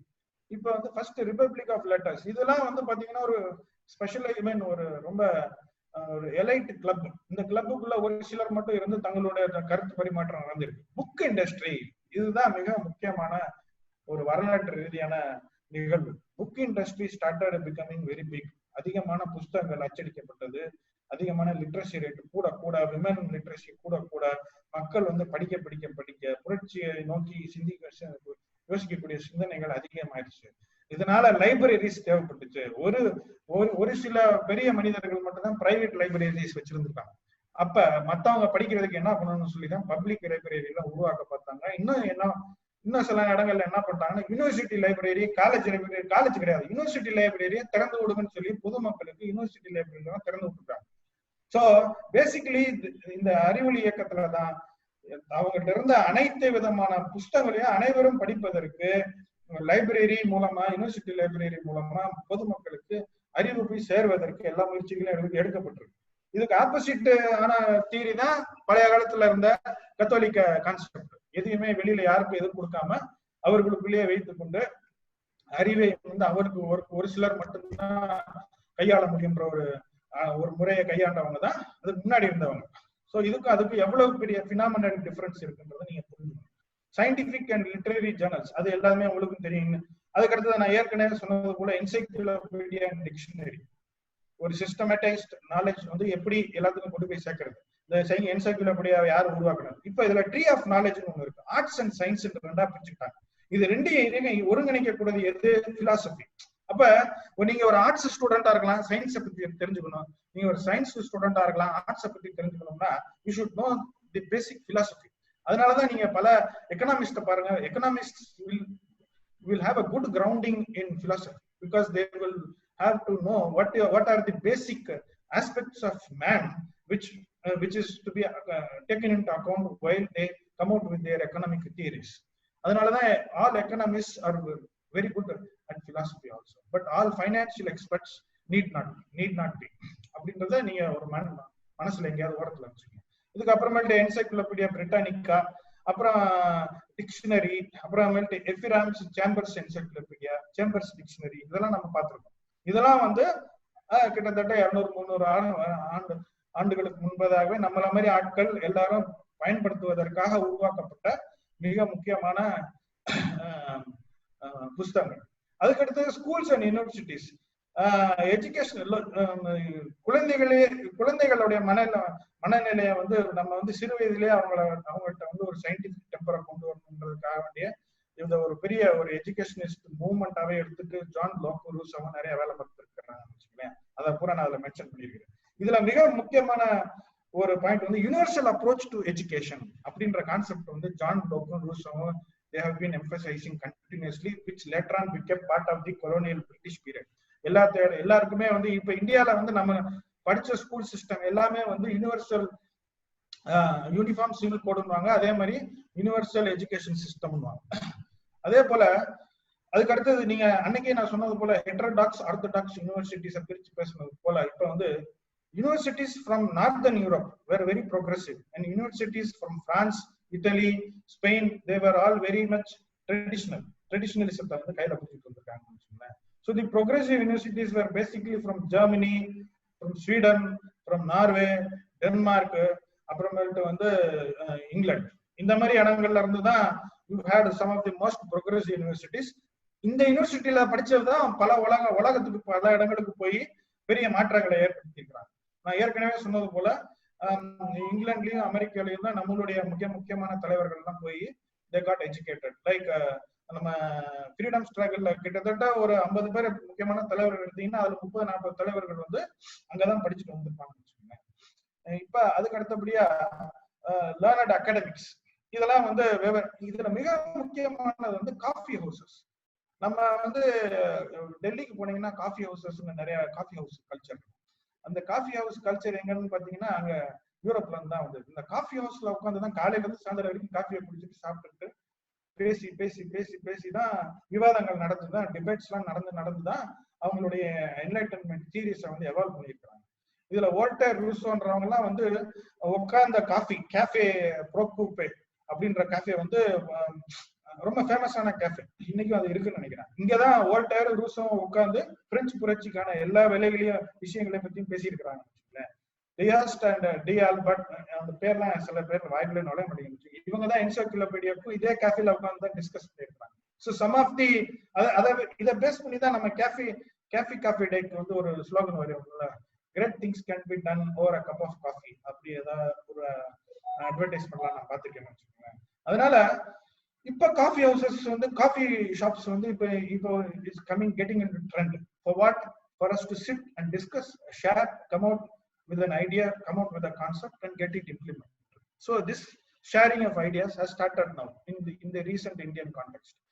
இதுக்கு அடுத்தது வந்து இண்டஸ்ட்ரியல் ரெவல்யூஷன் வந்து அது மிக முக்கியமான ஒரு வரலாற்று ரீதியான மிக முக்கியமான ஒரு நிகழ்வு. ஆனா பேசிக்கலா it's all connected with technology. நம்ம சயின்டிபிக் டெவலப்மெண்ட் நடக்க வெவ்வேறு ப்ரொடக்ஷன் மேனுஃபேக்சரிங் ப்ராசஸ் எப்படி மாறி, மேனுஃபேக்சரிங் ப்ராசஸ் மாறின உடனே ப்ரொடக்ஷன் மெத்தட்ஸ் மாறிடுச்சு. ப்ரொடக்ஷன் மெத்தட் மாறின உடனே இந்த மெஷின் அண்ட் மேன் உடைய ரிலேஷன்ஷிப் மாற ஆரம்பிச்சிருச்சு. அப்ப அதனால ஏற்பட்ட பெரிய மாற்றங்கள் என்ன, பாதிப்புகள் என்ன, அதனால ஏற்பட்ட சர்ப்ளஸ் கிரியேஷன் என்ன, இதெல்லாம் பேஸ் பண்ணி தான் அடுத்த பிரச்சனைகள்லாம் ஆரம்பிக்குது.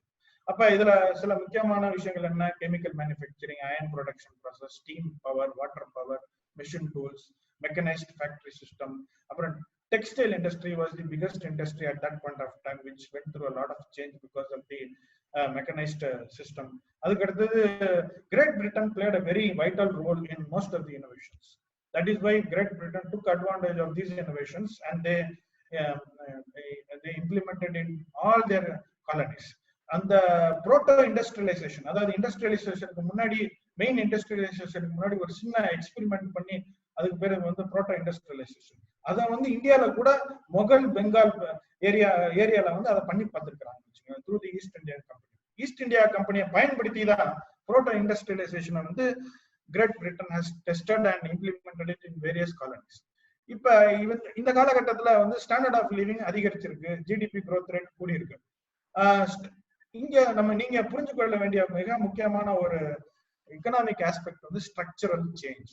What is structural change? ஒரு எக்கானமில வந்து you will have three areas இன்னைக்கு இருக்க எக்கானமில. அக்ரேரியன், அதுக்கு அடுத்தது அக்ரிகல்ச்சர் ஒண்ணு, அடுத்தது ப்ரொடக்ஷன் மேனுஃபேக்சரிங், அடுத்தது மூணாவது வந்து சர்வீஸ் செக்டர். இது மூணுடைய பேலன்ஸ் எப்படி இருக்கு? இப்ப இந்தியா வந்து ஸ்ட்ரக்சரல் சேஞ்சுக்குள்ள போயிட்டு இருக்கு. Still we are in the process of changing and various states are going through. இப்ப நான் வந்து ஆந்திரால வேலை பார்க்குறேன். ஆந்திரா வந்து is basically an agriculture based state. It has not structurally changed. அங்க இண்டஸ்ட்ரீஸ் ரொம்ப கம்மி, அங்க சர்வீஸ் செக்டர் ரொம்ப கம்மி. So if it has to increase its employment opportunities, then it has to structurally change. இதுதான் India international monetary fund, IMF, இது எல்லாத்தையும் வெவ்வேறு நாடுகளுக்கு அவங்க சொல்றாங்க. Because if you have more population growth, then you have to structurally change. You cannot be dependent only on agriculture. So Great Britain was one of the nations which went for a great structural change in 1760. 1760 அங்க ஒரு structural change நடந்துருச்சுன்னு வச்சுக்கோங்களேன். So அதனுடைய சாராம்சங்கள்லாம் நான் அடுத்த 2-3 பாயிண்ட்ல சொல்லியிருக்கேன். இப்ப ஏங்கல்ஸ்னா யாரு? ஃப்ரெட்ரிக் ஏங்கல்ஸ் யாருன்னா, he is one of the very close associate of Karl Marx. இந்த இண்டஸ்ட்ரியல் ரெவல்யூஷன் வந்த பிறகு சர்ப்ளஸ் ப்ரொடக்ஷன் இந்த சர்ப்ளஸ் எங்க இருந்து வருது? இந்த சர்ப்ளஸ் யாருடைய லேபர்ல இருந்து எடுக்கப்படுது? இந்த it is an exploitation of the labor working class அப்படின்ற கான்செப்ட அழுத்தமா பேசிட்டு இருந்தவர் தான் ஃப்ரெட்ரிக் ஏங்கல்ஸ், கார்ல் மார்க்ஸ். இப்ப ஏங்கல்ஸ் வந்து 1844லயே கண்டிஷன் ஆஃப் தி ஒர்க்கிங் கிளாஸ்ன்றதுல அங்க எவ்வளவு பிற்போக்குத்தனமா, எவ்வளவு ஒரு ஸ்லம்ஸ்ல எவ்வளவு மக்கள் வாழ்ந்தாங்க. இன்னைக்கு பாம்பேல இருக்கக்கூடிய சூழ்நிலையை வந்து அன்னைக்கு அவரு அங்க பாத்துருக்கிறாரு, அதை எழுதியிருக்கிறார். ஆனா 1892ல அதே அவர் என்ன பதிவு பண்றாருன்னா, condition change because of the public health policies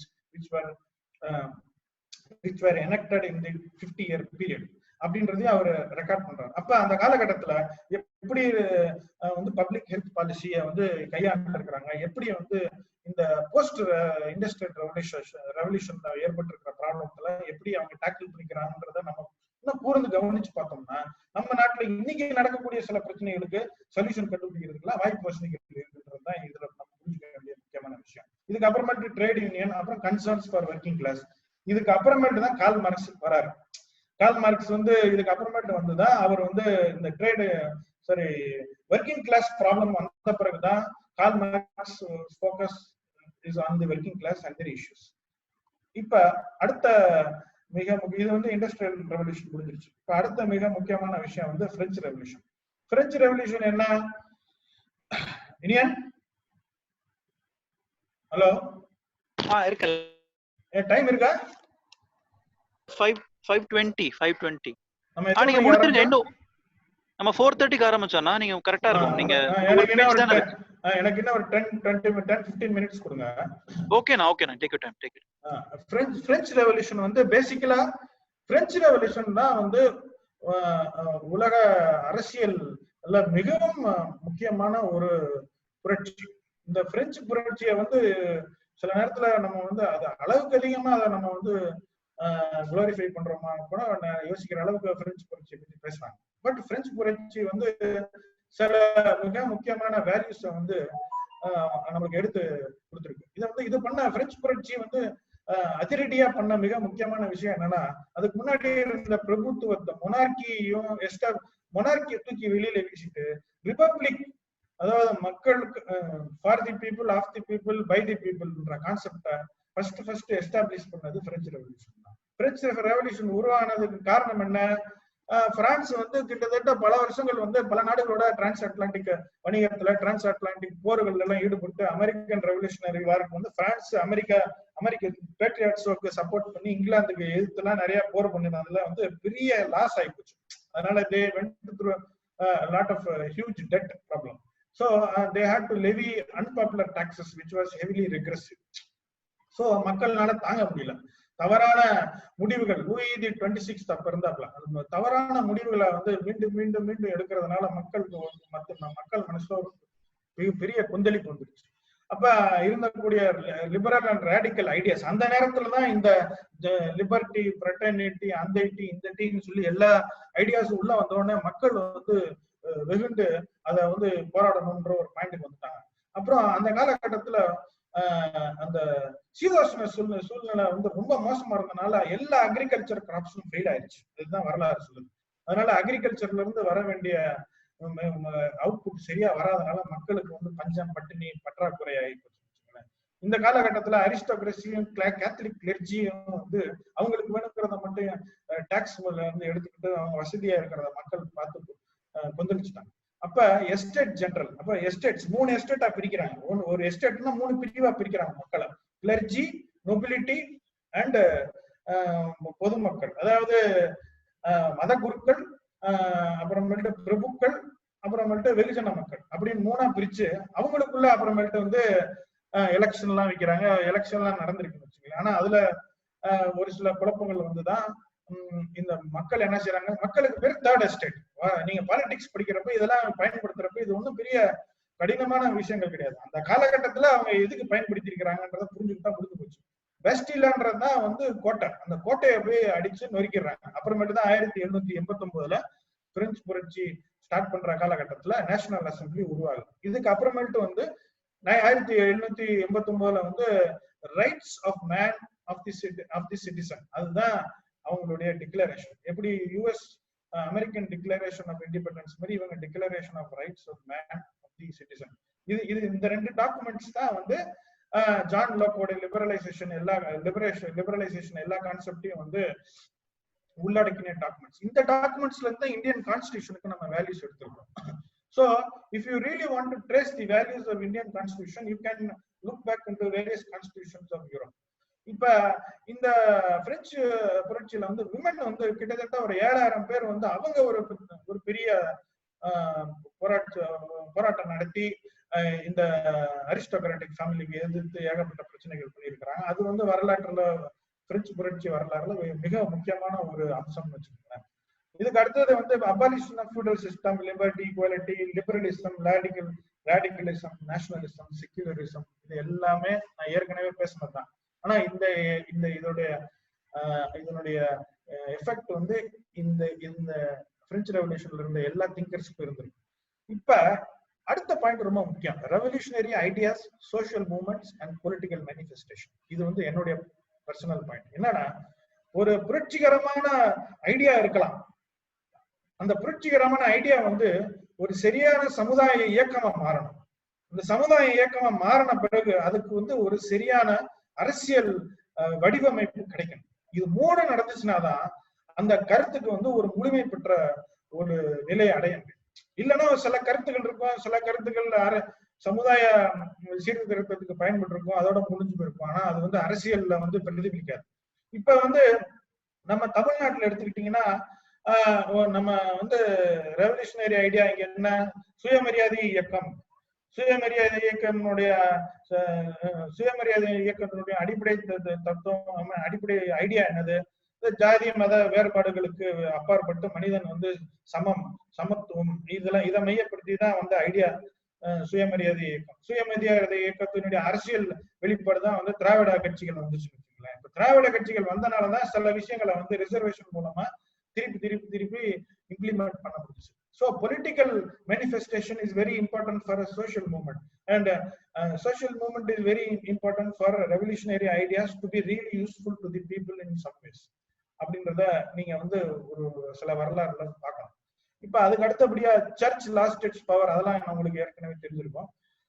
இப்ப பிரெஞ்சு புரட்சி வந்து 1799 முடியுது புரட்சி. அதுக்கப்புறமேட்டு நெப்போலியன் போனபர்ட் வராரு. நெப்போலியன் போனபர்ட் வந்து பேசிக்கலா ஒரு ஆட்டோகிராட்டிக் ரூலர் தான். அவரு வந்து என்ன செய்யறாரு, கூனா வந்து ஒரு மிலிட்டரி கூ பண்ணி அந்த மொத்தமா புடிச்சுக்கிறாரு. 1799 இருந்து 1815 கிட்டத்தட்ட 15-16 வருஷம் அவரு வந்து பிரெஞ்சு ஆட்சியை வந்துட்டு கடைசியில 1815 அவர் வெளியில போயிடாரு. அதுக்கப்புறமேட்டு தான் செகண்ட் ரிபப்ளிக், தேர்ட் ரிபப்ளிக் எல்லாமே ஃபாலோ. ஸோ இதுதான் பேசிக்கலா பிரெஞ்சு புரட்சியினுடைய கதை சுருக்கம். இதுல இருந்து நீங்க புரிஞ்சுக்க வேண்டியது என்னன்னா, இந்த புரட்சியின் மூலமா யூரோப்ல இருக்க மத்த புரட்சிக்கு எல்லாத்துக்குமே இதுதான் ஃபர்ஸ்ட் ஸ்டார்டிங் அப்படின்றத நீங்க புரிஞ்சுக்கணும். ஆனா இதுக்கு முன்னாடி அமெரிக்கால ஒரு புரட்சி நடந்துருச்சு. அதான் அமெரிக்காவை விடுதலை வாங்கி கொடுத்த புரட்சி. அது வந்து 1765 வந்து 1783 நடந்தது. இப்ப இதுல நீங்க புரிஞ்சுக்க வேண்டியது என்னன்னா, அமெரிக்கன் என்லைட்டன்மெண்ட்டுக்கு பேசிக் வித்து வந்து லிபரலிசம் அண்ட் லிபர்ட்டி. நான் ஏற்கனவே சொன்னேன், John Locke, philosopher of the American revolution, அவர் சொன்ன மிக முக்கியமான பாயிண்ட் லிபர்ட்டி. இப்ப யூஎஸ்க்கு போனீங்கன்னா நீங்க வந்து யூஎஸ்ல இருக்கக்கூடிய மிக முக்கியமான இடங்களை பாக்குறப்ப வந்து ஸ்டாச்சு ஆஃப் லிபர்ட்டி பாப்பீங்க. ஸ்டாச்சு ஆஃப் லிபர்ட்டி, இந்த ஒரு லேடி வந்து ஒரு டார்ச்சை கையில பிடிச்சிட்டு இருக்கிற மாதிரி ஒரு பிரம்மாண்டமான ஒரு சிலையை பார்ப்பீங்க. அந்த சிலை எதனுடைய வெளிப்பாடுன்னா இந்த லிபர்ட்டின்ற கான்செப்டுடைய வெளிப்பாடு. அதனால அவங்களுக்கு வந்து அமெரிக்கன்ஸ்க்கு வந்து லிபர்ட்டி தான் பிரைமரி ஃபேக்டர் அப்படின்றத நீங்க புரிஞ்சுக்கணும். அதனால சோசியல் கான்ட்ராக்ட், நேச்சுரல் ரைட்ஸ் தியரியை பேஸ் பண்ணி தான் அமெரிக்கன் ரெவல்யூஷனே நடந்துச்சு. இப்ப அமெரிக்கால வந்து America was also wait British colony தான். அதுல 13 காலனிஸ் வந்து இப்ப 50 டிஸ்ட்ரிக்டா இருக்குது, இப்ப 50 ஸ்டேட்டா இருக்குன்றது. அந்த காலத்துல இந்த 13 காலனிஸா இருந்திருக்கு. அந்த 13 காலனிஸும் வந்து ஒவ்வொரு காலகட்டத்துல என்ன யோசிச்சுட்டாங்க, பிரிட்டிஷ் நம்ம காலனியா இருக்கிறதுக்கு பதிலா நம்ம வந்து ஃப்ரீயா இருக்கணும். காரணம் என்ன, ஒன்ஸ் அகேன் டாக்ஸிங் ப்ராப்ளம் தான். அளவுக்கு அதிகமாக டாக்ஸ் பண்ண தாங்க முடியாம they revolted. So basically it was taxation, regressive taxation தான் forced them to fight for their independence. அப்பதான் பாஸ்டன் மேசக்கர், அப்புறம் பாஸ்டன் டீ பார்ட்டி, இதெல்லாம் வந்து உங்களுக்கு ஏற்கனவே நீங்க கேள்விப்பட்டிருப்பீங்க. 1773 பாஸ்டன் டீ பார்ட்டி போராட்டம் நடந்துச்சு. அதுக்கு பிறகு அவங்களே வந்து ஒரு கான்டினென்டல் காங்கிரஸ் சொல்லி ஒண்ணு உருவாக்கி 1776 2ஆம் தேதி ஜூலை வந்து they declared their independence. அது 4ஆம் தேதி தான் அனௌன்ஸ் பண்ணாங்க. அதனாலதான் அமெரிக்காவுக்கு வந்து இண்டிபெண்டன்ஸ் டே வந்து 4th July 1776. So the declaration of American independence வந்து that also was a very important aspect in the globe, because அதுக்கப்புறமேட்டு Britain and Great Britain understood that they had to have a very friendly economic tie with America, and they cannot once again continue the war. So 1783 அவங்க independence declare பண்ணாலும் பிறகு great Britain எப்படியாவது பிரச்சனை பண்ணி அந்த அமெரிக்காவை திருப்பி தன்னுடைய கை கொண்டு வரலான்னு எவ்வளவு முயற்சி பண்ணி முடியாத காலகட்டத்துல எல்லாம் ட்ரீட்டி, பாரிஸ்ல ஒரு ட்ரீட்டி பண்றாங்க. அந்த ஒப்பந்தத்தின்படி அமெரிக்கா வந்து முழுமையான விடுதலை பெற்றுச்சு. அப்படின்னு சொல்லி 1783 அறிவிக்கப்படுதுன்னு வச்சுக்கோங்களேன். ஸோ அமெரிக்கன் இண்டிபெண்டன்ஸ் டேன்றது 4th ஜூலை கொண்டாடிக்கிறாங்க. ஸோ இதுதான் அமெரிக்காவுக்கும் கிரேட் பிரிட்டனுக்கும் இருந்த உறவு. 1783 அமெரிக்காவுடன் தன்னுடைய பிரிட்டிஷ் எம்பையர் ரிலேஷன்ஷிப்பை முடிச்ச பிறகு அதுக்கப்புறமேட்டு பிரிட்டன் வந்து பிசிக்கல் மிலிட்டரி ஸ்டேட்னா தன்னுடைய போர்படைகள் வெளிநாடுகள்ல இருக்கிறப்ப அந்த நாட்டுல வரக்கூடிய வருமானத்தை வச்சுதான் அந்த போர்படைகள் வந்து அவர்களுடைய சம்பளம் எல்லாத்தையும் சேலரி எல்லாத்தையுமே பே பண்ணிக்கணும்ன்றதுதான் அவங்களுடைய பாலிசி. அதனால இனிமேட்டு இந்த போர்படைகள் எல்லாம் வந்து நம்ம அமெரிக்கால வச்சு கண்டினியூ பண்ண முடியாதுன்றதுனால அடுத்தது எங்க போலாம் அப்படின்னு யோசிக்கிறப்பதான் அவங்க அடுத்தது ஆப்பிரிக்காவை நோக்கி பாக்குறாங்க, அடுத்தது இந்தியாவை நோக்கி வராங்க. அப்ப வெள்ளையர்களுக்கு நீங்க பாத்தீங்கன்னா ஈஸ்ட் இந்தியா கம்பெனி முதலியா போய் 150 வருஷத்துக்கு முன்னாடி அவங்க ஒரு நாட்டுல உட்காந்து தொழில ஆரம்பிச்சிடறாங்க. அப்புறமேட்டு கொஞ்சம் ஒரு குறிப்பிட்ட காலகட்டத்துல வரி வசூலிக்கிறதே ஈஸ்ட் இந்தியா கம்பெனி தான் வரி வசூலிச்சிருக்கு. அதுக்கப்புறமேட்டு ஓரளவுக்கு மேல அங்க நல்ல பொட்டன்சியல் இருக்குன்னு தெரிஞ்ச பிறகு என்ன செய்யறாங்கன்னா பிரிட்டிஷ் வந்து கொலனைஸ் பண்ணி ஃபுல்லா பிரிட்டிஷ் ரூல் எடுத்துக்கிறோம். இதுதான் அவங்களோட ஸ்ட்ராட்டஜியா இருந்திருக்குன்னு வச்சுக்கோங்களேன். அது போலதான் இந்தியா பிரிட்டிஷ் ரூல் இந்தியாவில ஆரம்பிச்சது வந்து 1858. ஆனா ஈஸ்ட் இந்தியா கம்பெனி இந்தியாவை வந்து ரூல் பண்ண ஆரம்பிச்சது வந்து 1758, 100 வருஷத்துக்கு முன்னாடி. ஆனா ஈஸ்ட் இந்தியா கம்பெனி எப்ப இந்தியாவுக்கு வந்தாங்க? 1608 சூரத்துக்கு வந்தாங்க, 1639 சென்னைக்கு வந்தாங்கன்னு நான் சொல்றேன். ஆக இதுதான் enlightenment based revolution, science based industrial revolution, enlightenment based French revolution and American revolution. இந்த பேக்ரவுண்ட நம்ம தெளிவா புரிஞ்சுக்கிட்டு இப்ப நம்ம வந்து நம்மளுடைய நாட்டுல நடக்கக்கூடிய வெவ்வேறு நிகழ்வுகள், நம்மளுடைய மாநிலங்கள் என்னென்ன வேறுபாடுகள், இதெல்லாத்தையும் நம்ம புரிஞ்சுக்கிறதுக்கு இந்த கான்செப்ட்ஸ் எல்லாம் நம்ம புரிஞ்சுக்கணும். நம்மளுடைய கான்ஸ்டிடியூஷன்ல வந்து பிரியாம்பிள்ல லிபர்ட்டி, ஈக்வாலிட்டி, ஃப்ரெட்டர்னிட்டி, ஜஸ்டிஸ்ல வந்து social justice, economic justice, political justice, இப்படி வெவ்வேறு முக்கியமான வார்த்தைகளை பயன்படுத்துறாங்க. சாவரினிட்டி, இதுக்கெல்லாம் என்ன அர்த்தம்ன்றத நம்ம வந்து திருப்பி இந்த தியரிஸை வச்சு புரிஞ்சுக்கிறதுக்கு, இந்த தியரிஸ் எல்லாம் இருக்குன்றத தெரிஞ்சுக்கிறதுக்கு தான் நான் இன்னைக்கு உங்களுக்கு இந்த பேக்ரவுண்ட் ஸ்டோரியை சொல்லியிருக்கேன். So we will once again catch up with the next session. So once again thank you very much for participating in this discussion. இப்ப கேள்விகள் எது இருக்குன்னா நீங்க இப்ப ஓபன் பண்ணுங்க. ஹலோ எஸ், ஹலோ, கேள்விகள் இருக்கா? யாருக்காவது கேள்விகள் இருக்கா? நான் இருக்கேன், லைன்ல இருக்கேன். சரி சரி. சிலம்பரசன் கேட்கணும்ன்றாரு, நான் அன்மியூட் பண்ணேன். பிரதர் நீங்களே உங்களை அன்மியூட் பண்ணிக்கோங்க. பண்ணிட்டோம். ஹலோ, கேக்குதா? கேக்குது பிரதர், கேக்குது. இப்ப இந்த இண்டஸ்ட்ரியல் ரெவல்யூஷன்ல வரும்போது நீங்க வந்து சர்வீஸ் செக்டர் வந்து பாத்தீங்கன்னா அதிகமா கொண்டு வர, அதாவது இண்டஸ்ட்ரியல் வந்து அதிகமா கொண்டு வரணும் அப்படின்னு சொல்லிட்டு அது மாதிரி சொன்னீங்க. இப்ப நம்ம வந்து ரா ப்ராடக்ட் அதிகமா கொண்டு வரும்போது ஒரு எக்கனாமிக் க்ரோத்னு இருக்கும் போது ரா ப்ராடக்ட் அதிகமா எடுத்து வந்தா தானே நம்ம ஒரு எக்கனாமிக் வந்து க்ரோத் அதிகமா இருக்கும். அந்த அக்ரிகல்ச்சர்ஸ் அது மாதிரி சொல்றேன். அதாவது இது வந்து ஒரு தியரி. இந்த தியரி எப்படின்னா agriculture sector, industrial sector, service sector. இப்ப வந்து நம்மளுடைய ஜனத்தொகை கூட நம்மளுடைய ஜனத்தொகையுடைய ஸ்கில் செட் கூட அவங்களுக்கு ஜாப் எம்ப்ளாய்மெண்ட் நீங்க அதிகரிக்கணும்னா எந்தெந்த செக்டர்ல எல்லாம் உங்களுக்கு எம்ப்ளாய்மெண்ட் அதிகரிக்க முடியுமோ அந்தந்த செக்டர் எல்லாம் கவர்மெண்ட் ஃபோக்கஸ் பண்ணணும். இப்ப வந்து இந்த கடைசி 30 வருஷத்துல வந்து சர்வீஸ் நாலேஜ் பேஸ்ட் எம்ப்ளாய்மெண்ட் அதிகமா ஒரு நாலேஜ் பேஸ்ட் செக்டர் வந்து எதுன்னு பாத்தீங்கன்னா சர்வீஸ் செக்டர். இப்ப பேங்கிங் செக்டர், இந்த மாதிரி இன்ஸ்டிடியூஷனல் எஜுகேஷனல் இன்ஸ்டிடியூஷன் பேஸ்ட் பண்ணிட்டு இருக்க செக்டர், இது எல்லாமே சர்வீஸ் செக்டர். சோ ஒவ்வொரு நாட்டினுடைய வளங்கள், ஒவ்வொரு மனித வளம், கனிம வளம், எல்லா வளத்தையும் பேஸ் பண்ணி தான் வந்து நம்ம வந்து இந்த எக்கனாமிக் பாலிசியை ஃப்ரேம் பண்ணணும். அது வந்து ஒவ்வொரு நாட்டினுடைய சூழ்நிலையை பொறுத்து. இப்ப வந்து இந்தியாவில வந்து 70% வந்து விவசாயத்தை நம்பி இருக்கிறப்ப நம்ம வந்து அக்ரிகல்ச்சரை வந்து நம்ம இங்கிலாந்து மாதிரி அப்ரோச் பண்ண முடியாது.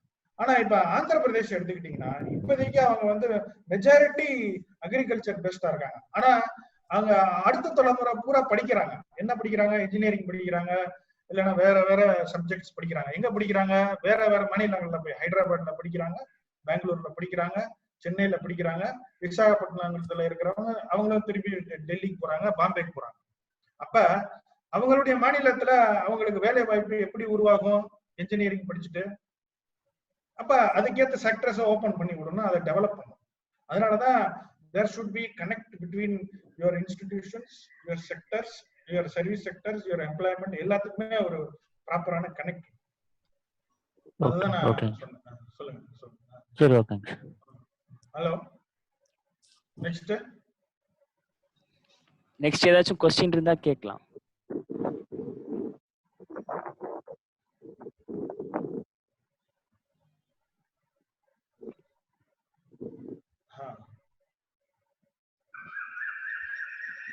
யாரும் இல்லையா? சோ ஃபார் எதுவும் இல்ல. சரி, எனக்கு லாஸ்ட் வீக்ல இருந்து ஒரு சின்ன டவுட். சொல்லுங்க. அமெரிக்காவை, அதாவது இந்தியாவை டிஸ்கவர் பண்ண போறேன்னு சொல்லி கொலம்பஸ் போய் வெஸ்ட் இண்டீஸ்ல சேர்ந்ததா சொன்னீங்க இல்லையா? அவர் சேர்ந்த இடம் வெஸ்ட் இண்டீஸா இல்ல யூஎஸ்ஆ சார்?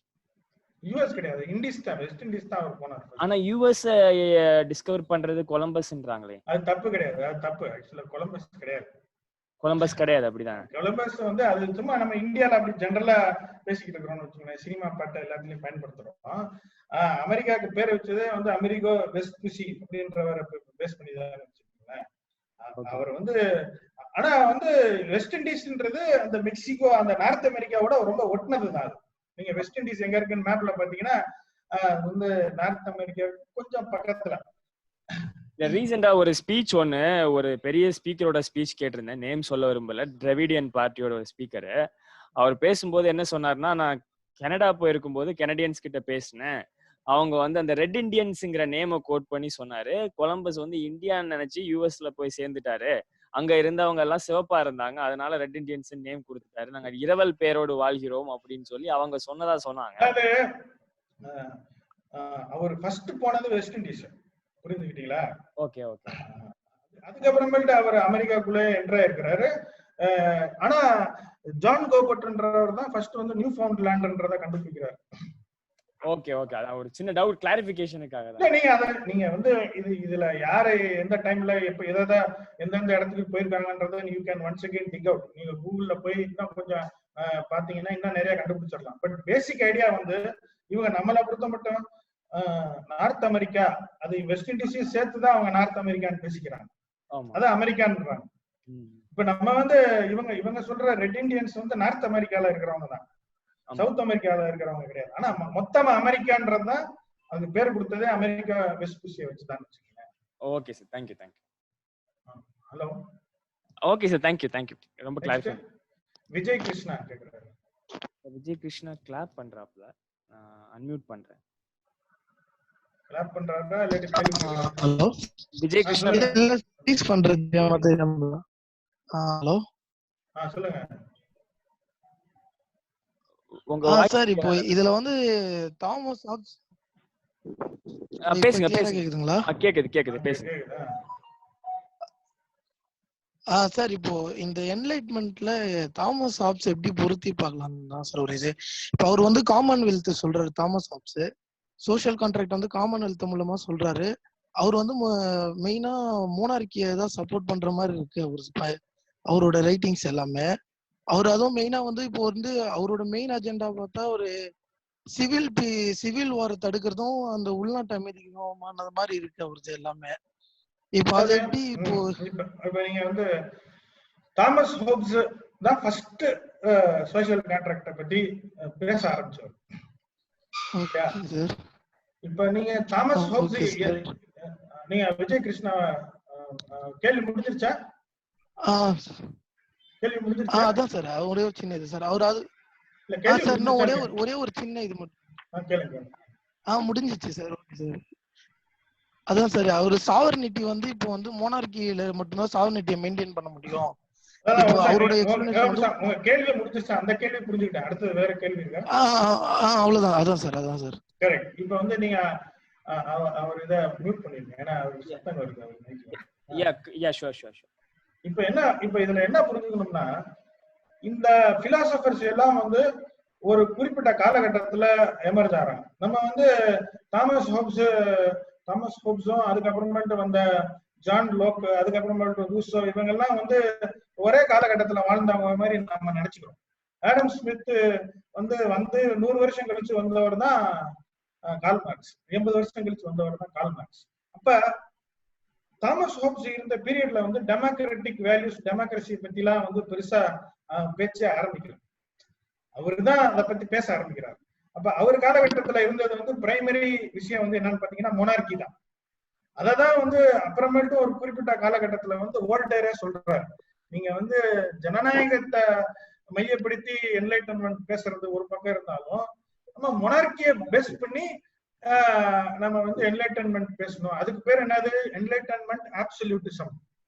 அதாவது என்லைட்டன்மெண்ட் ஆப்சல்யூட்டிசம்னா ஒரு மொனார்க்க வந்து நல்ல ஒரு சித்தாந்த ரீதியா நீங்க வந்து என்லைட்டன்மெண்ட் உள்ள கொண்டு போயிட்டீங்கன்னா அந்த மொனார்க் வந்து will take care of our needs அப்படின்றது ஒரு கான்செப்ட். அந்த பீரியட், அந்த மொனார்க்கோட உங்களுடைய சோசியல் கான்ட்ராக்டை பிக்ஸ் பண்ணி பாக்குறது தான் அந்த காலகட்டத்துல தாமஸ் ஹோப் பேசியிருக்கலாம். இந்த பாயிண்ட தான் வந்து டேவிட் ஹியூமும் ஆடம் ஃபெர்குசனும் திருப்பி சொல்றாங்க. நீங்க வந்து ஏதோ இப்ப ஜான் லோக், ரூசோ என்ன சொல்றாங்க, நான் விருப்பப்பட்டு I am going into contract with the state, compromising on some of my personal rights for certain common security and safety அப்படின்றது தான் சோஷியல் கான்ட்ராக்ட் ஜான் லோக் சொல்றாரு. ஆனா நான் வந்து இன்னைக்கு இந்தியாவோட கான்ட்ராக்ட் பிக்ஸ் பண்ணல, நான் ஒரு அப்படின்னா நான் வேற ஒரு நாட்டுல நான் ஒரு சிட்டிசனா இருக்கணும். நான் வந்து எந்த ஒரு நாட்டிலயுமே சிட்டிசனா இல்லாம இருக்கக்கூடிய சூழ்நிலை நம்ம இருக்கிறோமா? கிடையாது. அப்ப இன்டைரக்டா we have been forced to be a part of a particular state அப்படின்றத இந்த கான்ட்ரடிக்ஷனை தான் வந்து இந்த 2-3 பிலாசபர்ஸ்க்குள்ள வேரியேஷன் இருக்கு. பட் நீங்க வந்து தாமஸ் ஹோப்ஸை பாக்குறப்ப தாமஸ் ஹோப்ஸ் தான் first philosopher to speak about social contract. So அவரு என்ன சூழ்நிலைகள்ல தன்னை சுற்றி இருக்கக்கூடிய பொலிட்டிக்கல் செட்டப் என்ன, சோசியல் செட்டப் என்ன, அதுக்குள்ளதான் அவர் சோசியல் கான்ட்ராக்ட பேச ஆரம்பிச்சிருக்காரு. அந்த பேக்ரவுண்ட்ல நீங்க அவரை பாக்குறதுக்கு முயற்சி பண்ணணும். நீங்க Vijay Krishna okay, thank you sir. வேற யாராவது இருக்கீங்களா? இதுல வந்து எல்லாத்துக்கிட்டையும் நான் ரிக்வெஸ்ட் பண்றது என்னன்னா, நீங்க வந்து இன்னைக்கு நம்ம ரிட்ராஸ்பெக்டிவ் ஆஸ்பெக்ட்ல தான் வந்து நம்ம ஹிஸ்டரிய பாக்குறோம். நம்ம அக்பர் எந்த காலத்துல வாழ்ந்தாரு, புத்தர் எந்த காலத்துல வாழ்ந்தாரு, அதுக்கப்புறமேட்டு வந்த புத்தர் எந்த காலத்துல வாழ்ந்தாரு அப்படின்றத பத்தி ரொம்ப யோசிக்காம எல்லாரும் ஒரே நேரத்துல உட்காந்து ஒரே நேரத்துல எல்லாரும் இருந்தாங்க, ஒரே நேரத்துல அவங்க கண்டெஸ்ட் பண்ணிக்கிட்டு இருந்தாங்கன்ற மாதிரி நம்ம நினைக்கிறதுக்கு வந்து வாய்ப்புகள் அதிகம். பட் நம்ம வந்து அந்த கான்டெக்ஸ்ட பேஸ் பண்ணி தான் வந்து நம்ம எல்லாருக்கையும் நம்ம அனலைஸ் பண்றதுக்கு தெரியும். அதுக்கு தான் ஹிஸ்டாரிக்கல் கான்டெக்ஸ்ட நம்ம புரிஞ்சுக்கிறதுக்கு தான் நம்ம முயற்சி பண்ணோம். இப்ப வந்து ஒரு அரசியல் தலைவர், இப்ப வந்து எம்ஜிஆர், கலைஞர், ஜெயலலிதா தமிழ்நாட்டுக்குள்ள சொல்றோம், அவங்க என்ன கான்டெக்ஸ்ட்ல எமர்ஜ் ஆயிருக்கிறாங்க, அந்த ஹிஸ்டாரிக்கல் பேக்ரவுண்ட் என்னன்றத புரிஞ்சுக்கிறது ரொம்ப முக்கியம். இப்ப நண்பர் விஜய் கிருஷ்ணா கேட்டது வந்து தாமஸ் ஹோப்ஸ்னா தாமஸ் ஹோப்ஸ் என்ன பீரியட்ல இருந்தார், இமீடியட்டா நீங்க வந்து அந்த பீரியடுக்கு போய் டக்குனு கான்டெக்ஸ்ட ஃபிக்ஸ் பண்ணணும். பிகாஸ் கான்டெக்ஸ்ட் தான் ஒரு மனிதனை உருவாக்குது, கான்டெக்ஸ்ட் தான் ஒரு மனிதனை புரட்சியாளரா மாத்துது, இல்லைன்னா ஒரு பெரிய தலைவனா மாத்துது. உங்கள ஒருத்தர் யாராவது ஒருத்தர் தலைவனாகணும், இல்லைன்னா உங்களோட ஆர்கனைசேஷன்லயே நீங்க எமர்ஜ் ஆகிற புரட்சிகரமா நீங்க பேசுறீங்கன்னா ஏதோ ஒரு கான்டெக்ஸ்ட் தான் உங்களை பேச வைக்கும். அதனால கான்டெக்ஸ்ட புரிஞ்சுக்கிறது தான் ஹிஸ்டாரிக்கல் பெர்ஸ்பெக்டிவ் மிக முக்கியமான aspect. What are the pre constructs, what is the context. Okay, next. வேற யாராவது இருக்கீங்களா டவுட்ஸ் கேட்க?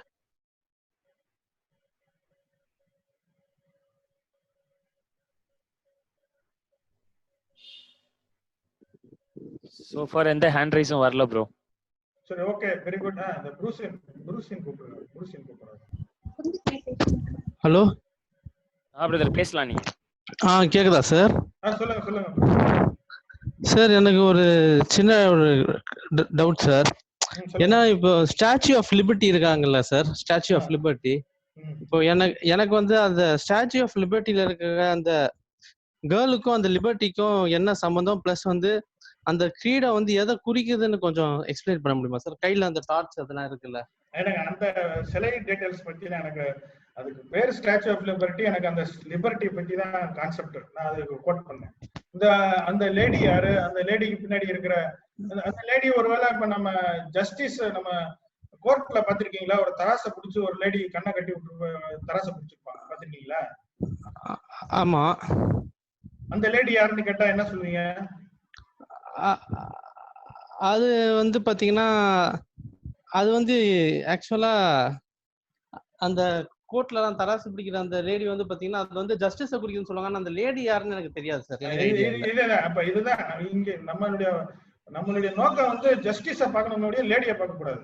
இல்ல அதுதான் என்னாச்சு இருக்கான்னு சொல்லி தெரிஞ்சுக்கிறதுக்கு தான். அது எனக்கு தெரியல. நான் frankly speaking I don't know the reason why அந்த ஒரு லேடி வந்து அந்த லேடி யாரு, அந்த லேடி அதுல என்ன ஹிஸ்டரி இருக்கான்னு சொல்லி கேட்டேன். மத்தபடி கண்டிப்பா இருக்கும், கண்டிப்பா ஏதாவது ஒரு ஹிஸ்டரி இருக்கும், அது வந்து நீங்க கண்டுபிடிக்கலாம்.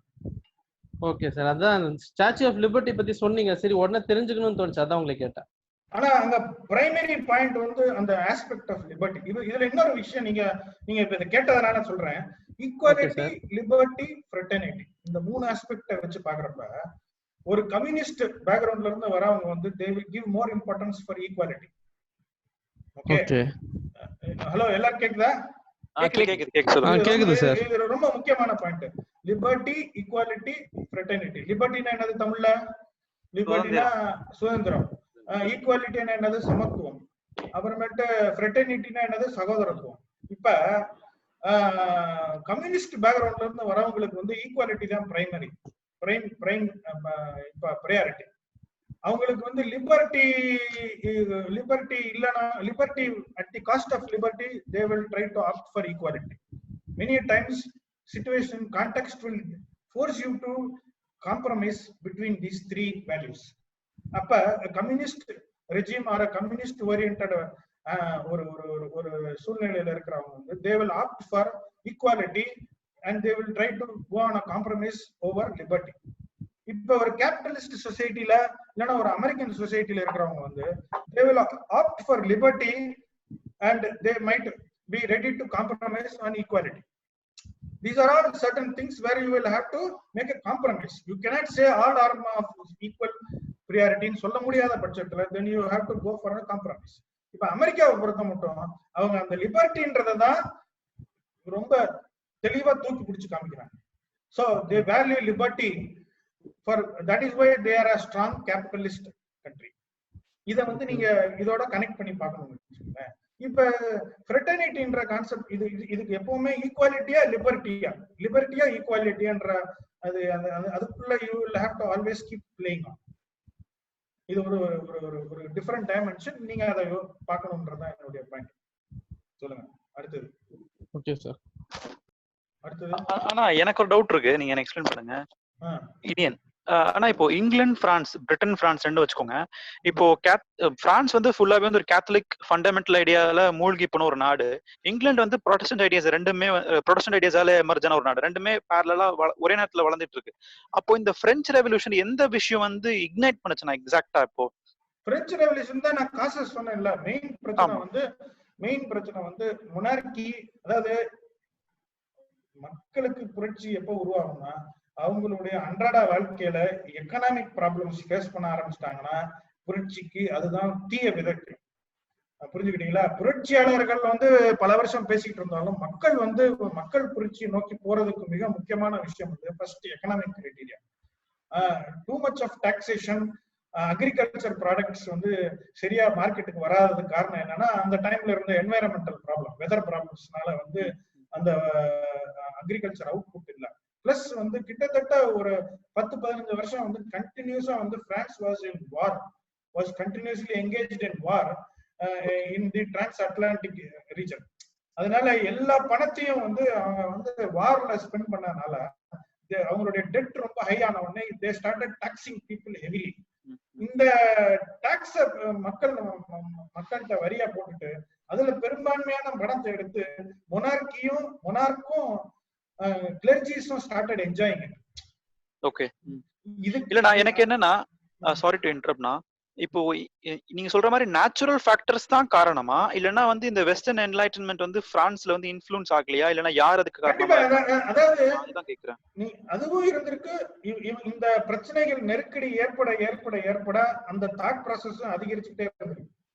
Okay okay. இப்ப ஜான் லோக் வந்து இங்கிலீஷ் பிலாசபர். ஆனா அவருடைய எஃபெக்ட் வந்து பிரான்ஸ்ல இருந்திருக்கு. பிரான்ஸுக்கும் இங்கிலாந்துக்கும் எவ்வளவு தூரம் இருக்கு சொல்லுங்க பாப்போம். ரொம்ப கம்மி தான். 200 நாட்டிக்கல் மைல்ஸ் கூட இருக்காது இங்கிலாந்துக்கும் பிரான்ஸ்க்கும். வந்து சின்ன ஒரு கேப் அட்லாண்டிக் ஓஷன்ல. பிரான்ஸ் இங்கிலாந்து வந்து ஒரு ஐலாண்ட். அதுதானா லெஃப்ட்ல அட்லாண்டிக் ஓஷன். கரெக்ட். இங்கிலாந்துக்கும் பிரான்ஸுக்கும் 18 மைலோ 20 மைலோ அண்டர் கிரவுண்ட் ட்ரெயின் ஓடுது. ஆமா ஓடுது. ஆமா. இது வந்து எப்படின்னா தமிழ்நாடு பார்டருக்கும் இலங்கை பார்டருக்கும் எவ்வளவு அது மாதிரிதான் அடியில டியூப்ல ட்ரெயின் விட்டுருக்காங்க. புரிஞ்சுக்கிட்டீங்களா?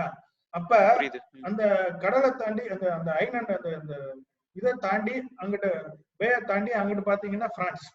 அப்ப ஜான் லோக்கோடைய இங்கிலீஷ் கான்செப்ட் வந்து பிரான்ஸ்ல இன்ஃப்ளூயன்ஸ் பண்ணிருக்கு. அதாவது இந்த வறுமை ஒரு முக்கியமான பத்துவதற்கு வறுமை ஒரு முக்கியமான பாயிண்ட். ஆனா அந்த இடத்துல ஆல்ரெடி வோல்டேர் ரூசோவும் கிட்டத்தட்ட 40 வருஷம் இந்த விஷயங்களை பேசிக்கிட்டே இருந்திருக்காங்க. ஓகே ஓகே ஓகேண்ணா. ஓகேண்ணா, தேங்க்யூ. யாராவது இருக்கீங்களா? இல்ல பிரதர், எதுவும் வரல இது வரைக்கும். பாயிண்ட் அப் பண்ணிக்கலாம்ண்ணா. Okay, thank you very much. So next week, once again, are we meeting Inian and Vladimir? Yeah, sure, கண்டிப்பா சார். So next நம்ம கொஞ்சம் கொஞ்சமா அப்படியே வருவோம். இனிமேட்டு போக போக we can have more discussion because it will become more political and more economics எல்லாமே. அத ஃபைனலா நான் சொல்றது என்னன்னா, I am just giving you certain introductory views தான். நான் சொல்றது வந்து ரொம்ப இன்டெப்தா இருக்காது. பட் நம்ம வந்து we are trying to have an overview of this entire scenario. அப்புறம் நம்ம அதை வந்து எதாவது தேவைப்படுதா இந்த ஃபர்ஸ்ட் இந்த சீரீஸ் முடிச்ச பிறகு அடுத்த ஒரு சீரீஸ்ல நீங்க எந்த சீரீஸ் தேவைப்படுதுன்னு சொல்லுங்க. அதுக்கேற்ற மாதிரி we can start. Okay, thank you Aslam, thank you Inian, thank you Vladimir. Thank you sir, thank you organizing this. Okay, initially there were some technical problems. ஆனா இதுல பெரிய விஷயம் என்னன்னா, இப்ப நம்ம ஹேக் பண்ற அளவுக்கு நம்ம பெரிய போயிட்டோம். ஐயோ, இந்த ரேஞ்சில போனோம்னா இப்ப இங்க சென்ட்ரல் கவர்மெண்ட்ல இருந்து நம்மள கேட்ச் பண்றதுக்கு ஆள் வந்துருவாங்க போல இருக்கு. சார் இங்கேயே எண்ணெயே இருந்தாலும் இருக்கலாம் சார். இங்கேயே எண்ணெயே இருந்தாலும் இருக்கலாம் சார். அல்லவேளை லாட்வேர் வந்து எல்லாரையும் பார்த்து அலோவ் பண்ணாரு, வெரிஃபை பண்ணி அலோவ் பண்ணி உள்ள அலோவ் பண்ணாரு. இப்ப விளாடிமிரே இன்டெலிஜென்ஸ் கிடையாதுன்னு உங்களுக்கு என்ன தெரியும்? அதனால நம்ம ஒண்ணு கண்டுபிடிக்க முடியாது. Okay, bye. Okay guys, thank you. Okay.